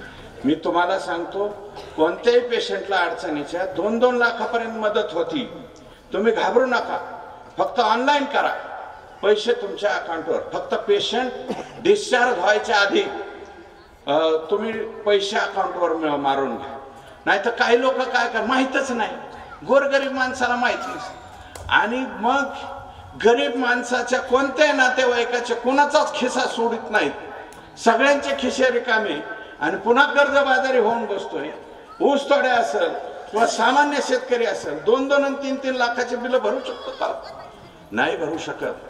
केंद्र सरकारच्या सुद्धा प्रधानमंत्रीच्या योजना आहेत, तिकडचे सुद्धा पैसे मिळतात, फक्त एक आहे की त्याच्यात त्रुटी आहे की रेट जे आहेत ते 2011चे, आत्ताचे रेट जास्त झालेले आहेत दवाखान्याचे, आणि त्या दवाखान्याला देणारी रक्कम कमी आहे, याच्यामुळे सुद्धा कधी कधी ते दवाखाने म्हणतात आम्ही ह्या योजनेमध्ये तुम्हाला लाभ देऊ शकत नाहीत, लाभ देणारा रक्कम कमी असते आणि हार्टचे पेशंट जास्त पेशंट सापडतात। बरेच लोक म्हणतात छातीत कळ निघाली, मी तुम्हाला सगळ्यांना विनंती करतो घाबरू नका, वय झाला असेल छातीत उलसक काही होऊ द्या, जरी तुमच्या कुटुंबातल्या कोणी दखल घेतली नाही तर गावातल्या एखाद्या प्रमुख माणसाला म्हणा माझं असं असं होतंय रे, पटकन दवाखान्याचा, तुमची अँजिओग्राफी करायची असेल, प्लास्टिक करायची असेल, उद्याच्याला तुमची बायपास करायची असेल, बिनधास्त करा, कोणाचे गुडघ्याचं ऑपरेशन असेल ते बी सांगा, ते सुद्धा आपण करून देऊ, घाबरू नका। 2 लाख लागू द्या, 4 लाख लागू द्या, तरी बी घाबरू नका, सरकारकडे योजना आहेत, त्याच्यात आपण कसं बसू, आपण कधी कधी कोणाचंही कार्ड कुणीकडे ऍडजस्ट करतो आणि तहसीलवाले बी करून देतात, काय घाबरायचं। आता हे लाडकी बहिणामध्ये बरेच आता मला वाटतं वायलं करावं लागायला ना, त्यामुळे बऱ्याच जणांच्या अडचणी झाल्या, तहसीलच गर्दी करते. आणि लाडकी बहिणामुळे आणखी एक फायदा झाला, बऱ्याचशा गावातून कोणी इकडून पळून गेलेलं परत गावात नाही आलेलं ते सुद्धा सापडा. हे गमतीचा भाग जाऊ दे बरं, काही काही दाखवू नका, नाही तर उद्या मी त्याच्यावरती सुरू व्हायचो ट्रोल. सुरेश धस हे प्रचंड ट्रोल. पण मला 2-4 जणांनी येऊन सांगितलं, कारण आपण समाजात राहतो, समाजातलं काही लोक मध्ये मध्ये नाही का, लोक म्हणतो लय पोरी गायब झालं, लय अमकं झालं. फक्त तुम्हाला सगळ्यांना विनंती करतो, जे आई वडील असतील, प्रमुख माणसं असतील, आपल्या वयात येणाऱ्या मुलीच्या हातामध्ये रात्रीचा मोबाईल आपला गेला नाही पाहिजे याची काळजी घ्या. नाहीतर स्नॅपचॅट, अजून काय इंस्टा, स्नॅपचॅट, हे असं चॅट आहे की ते आईला कळत नाही, बापाला कळत नाही. कारण ती 3 मिनिटात गायब होतं म्हणते, बघितलं की गायब होतं, फक्त पुढच्याने बघितलं पाहिजे. आता अनेक बाप आमच्याकडे येतात, झाल्यात काय घटना. आता नावं कशाला सांगत बसायचं, नावं सांगून कशाला इज्जतीचा पंचनामा करायचा आहे. कोण घरोघरी मातीच्याच चुले, ती येऊन बाप येऊन रडत बसतो, माझी पोरगी का काय झालं, माझ्या पोरीचा फ्रेंड डायरेक्ट तामिळनाडूचा झाला. तामिळनाडूचा मुलगा डायरेक्ट फ्रेंड होतोय या मोबाईल. तर माझं मत आहे की मोबाईल सांभाळा, आपला मोबाईल आपल्याच रूममध्ये ठेवा. वयात आलेला पोरगा लेकराच्या हातात ठेवू नका, द्या पोरांच्या बी हातात, पण ते वय 18 वर्षाच्या पुढं द्या, त्याच्या आतमध्ये शक्यतो देऊ नका, अशी माझी आपल्याला विनंती. अनेक घटना घडतायत, थोडंसं त्या बाबतीत सावध राहा, स्वतःच्या हार्टची काळजी करा. आणि प्रत्येक जण कोणी का, आता ते काय बेदरवाडीचे साहेब बसलेत तिथं, प्रकाश साहेब, हा पक्का दादा लय लांब बसले. पक्का दादाचं सध्या काय चलत नाही काय ना मला असो, तसं म्हणत नाही बरं का दादा, नाही तर मी इथून गेल्यावर सुरू व्हायचं. त्यामुळं मला असं वाटतं, जाऊ द्या बाबा, मी कुणीकडेही हे होत आहे. तर मी माझी विनंती आहे की तुम्हाला सांगतो सगळ्यांना, आमच्या आशाताईंचं तर खरोखर अभिनंदन केलं पाहिजे, आमच्या अंगणवाडीच्या ताईचं अभिनंदन केलं पाहिजे, आमच्या आरोग्य खाते. अरे त्यावेळेस कोणी नव्हतं रे, हे बारकाले. आणि काही लोक कोविडमध्ये, आता ते सरकारने का निर्णय घेतला नाही, माझं मत असं होतं की कोविडमध्ये ज्यांनी त्यावेळेस काम केलं, आरोग्य खात्याच्या भरतीत सगळ्यात अगोदर प्रायोरिटी त्यांना द्यायला पाहिजे. जीवावर उधार होऊन त्यांनी काम केलं. बरं झालंय आमच्या आशाताईंचं आत्ता सरकारने मला वाटतं किमान ॲक्सिडेंट वगैरे झाला तर 10 लाखाचा तरी इन्शुरन्स ठेवा, काहीतरी केलंय ना वाटतं अंगणवाडी ताई आणि आशाताई. हा 10 लाखाचा इन्शुरन्स का काय योजना जाहीर केली झाली का? आम्ही चांगला निर्णय घेतला. नाहीतर काय तोफेच्या तोंडावर कोण येतं, ही आमची हीच माऊली. आणि हे माऊलीच्या जीवावरती खरं जर पाहिलं तर मी तुमच्या सगळ्यांच्या देखता बोलतो बरं, 90% संसार टिकून येत ना ते हे उजव्या बाजूच्या लोकांमुळे आहे. 90% संसार या बाजूला माझ्या ज्या भगिनी बसलेल्या आहेत याचा वाटा त्याच्यामध्ये जास्त आहे. म्हणजे तुमचा बिलकुल असं नाही म्हणत, परंतु काही लोकांची वागणुकीची पद्धती मला वाटतं छगनराव बिघडलेले आहे का. आणि मग ती घेती बिचारी सांभाळून अशी परिस्थिती आहे. आणि सर्वाधिक जास्त लक्ष तर मला वाटतं हे आरोग्य खात्याच्या आमच्या आशा स्वयंसेविका, आमच्या ANM असतील, आमच्या अंगणवाडी ताई असतील, आमच्या त्या महिला बचत गटाच्या CRP वगैरे काम करतात त्या महिला भगिनींच्या वरती किंवा त्यांना काही मिळण्याच्या बाबतीत लक्ष असलं पाहिजे असं माझं मत आहे. मी आपल्याला सगळ्यांना हात जोडून पाया पडून विनंती करतो, सगळं काही करा पण स्वतःकडे लक्ष द्या. आणि संध्याकाळी कुटुंबात जेवायला बसलेला असताना घरात 4 मोबाईल असू द्या पण सगळे मोबाईल सायलेंट करून जेवायला बसा. किमान घरातल्या कुटुंबाशी बोलणं होईल. नाही तर 4 जण बसते आणि एक म्हणते हॅलो काय चालू आहे, बायको म्हणते हॅलो पोरग तर तिकडे हॅलो आणि पोरगी तर तिकडे हॅलो, मी त्या कुटुंबाचं हॅल्लोच होणार आहे, अशी एकंदरीत स्थिती आहे.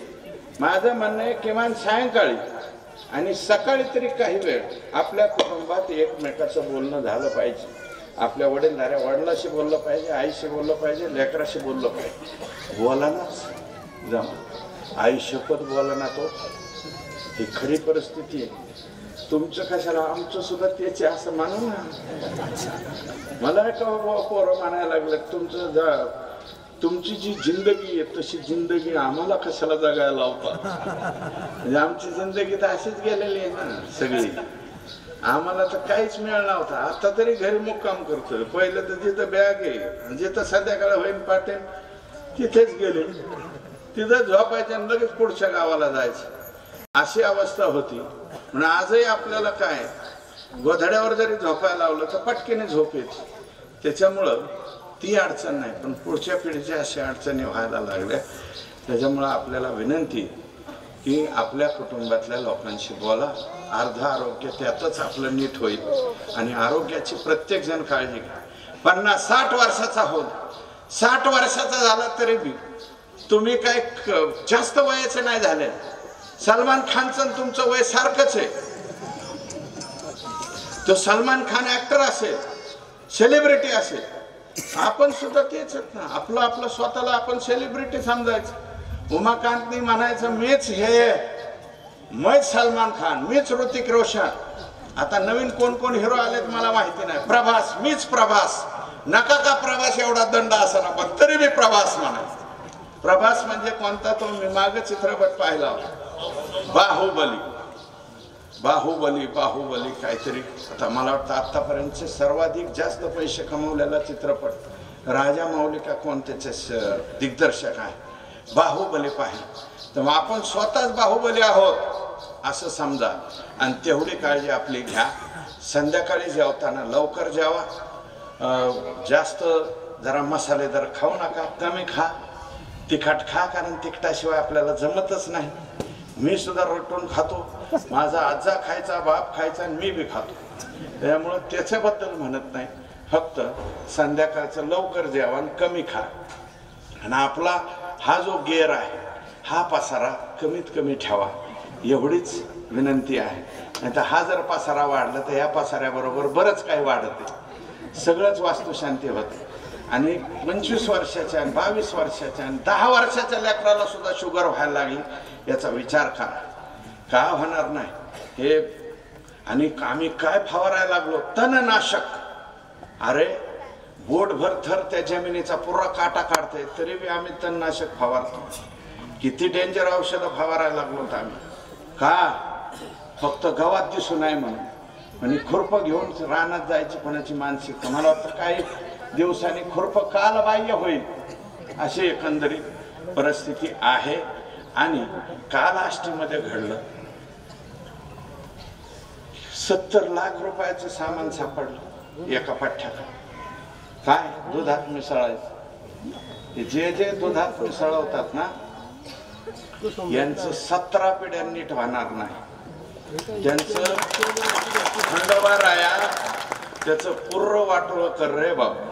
जे कोणी असत पूर्ण वाटोळं झालं पाहिजे. 17 पिढ्या वाटोळं झालं पाहिजे. कोणाचं?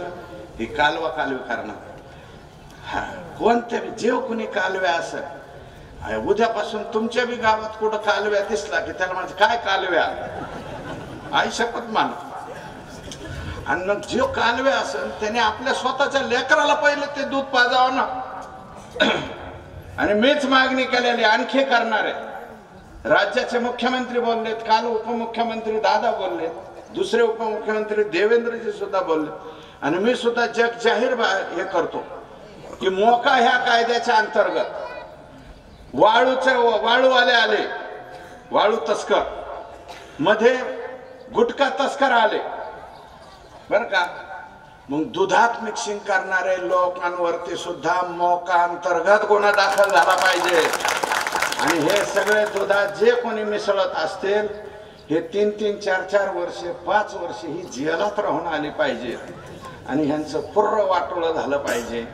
अरे थोडीफार लाज लज्जा लोकांनी ठेवली नाही दोन पैसे मिळत आहेत म्हणून तुम्ही 70 लाखाचे माल गोडाऊनमध्ये ठेवता आणि त्याच्यातून अशा पद्धतीचं जर कोणी दूध तयार करीत असेल, माझ्याकरता पांडुदेवा मी तुम्हाला सांगितलं, महाराजांनाही सांगितलं की हे असले कालवा कालीवाले मिसळा मिसळीवाले आष्टी तालुका दूध संघाकडे फिरकत पण नाही.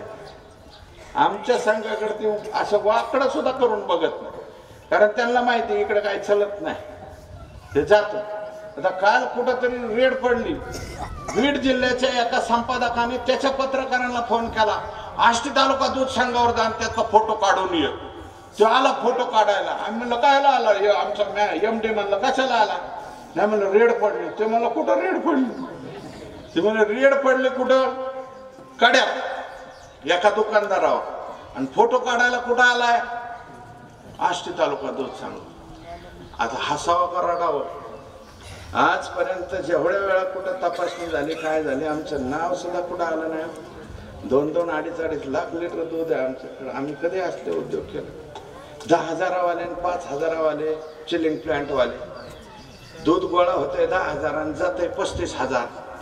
अरे कुठले पाप फेडणार? कुठं फेडणार आहे? नक्की मी बरेच दूध कालवणारे बघितलेत. कोणाच्या घरात कॅन्सर होतोय, कोणी ऍक्सिडेंट होऊन मरत आहे, आणि काही दिवसांनी ही कालवणारं सकाळी 7लाच पितय. आई शपथ बघा तुम्ही, शेजारी पाजारी सुद्धा 7लाच माल चालू होता. कैसे चल रहा मग पकाट वळखायचं हो, काहीतरी कालेलेला होता दुधातला जरा असेल. कारण हे देव सुद्धा ह्यांना लोकांना असं चांगलं ठेवत नाही. म्हणून आपल्याला माझी विनंती आहे, आपल्या गावात कोणी कालेणारा असला, समाजाला माझी विनंती आहे, गप्पा बसू नका.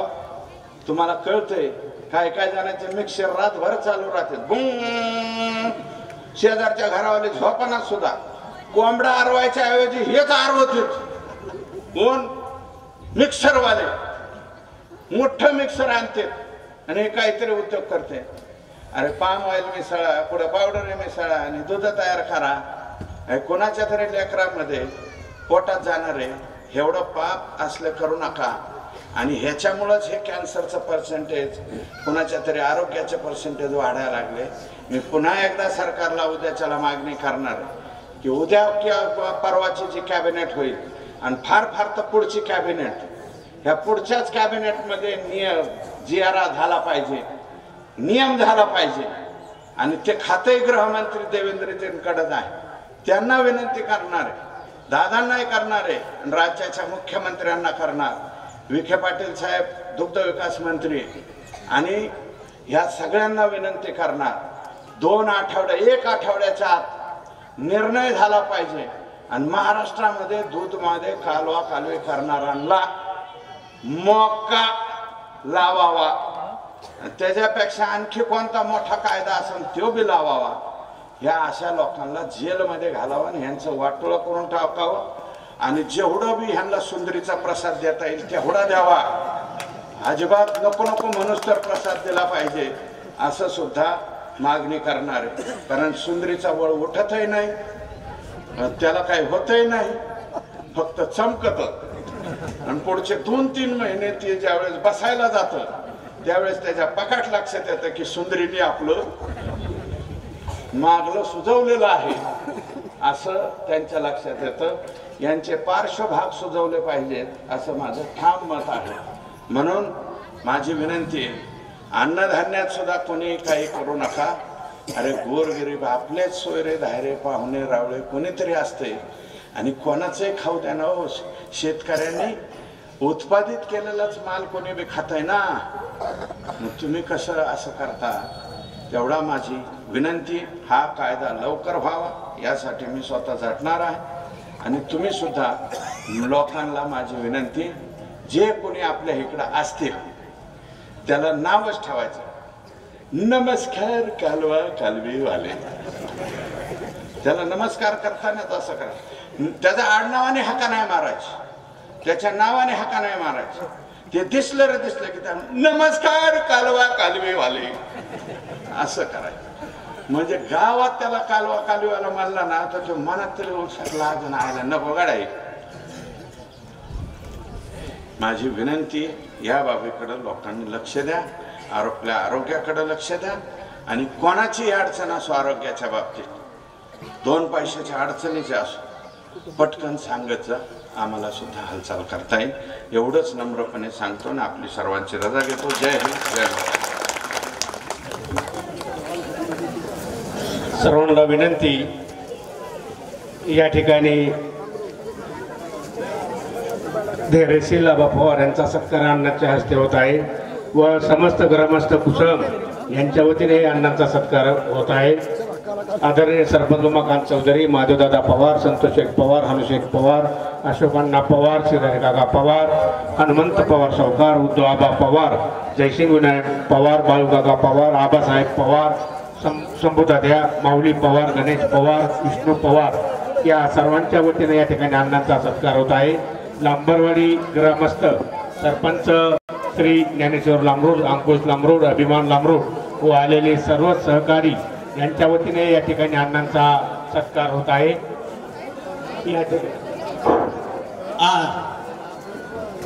उपवासाचं केलेलं आहे, कुणीही जेवण केल्याशिवाय जाऊ नका. सगळ्यांना विनंती आहे, जेवण केल्याशिवाय कोणी जाऊ नका.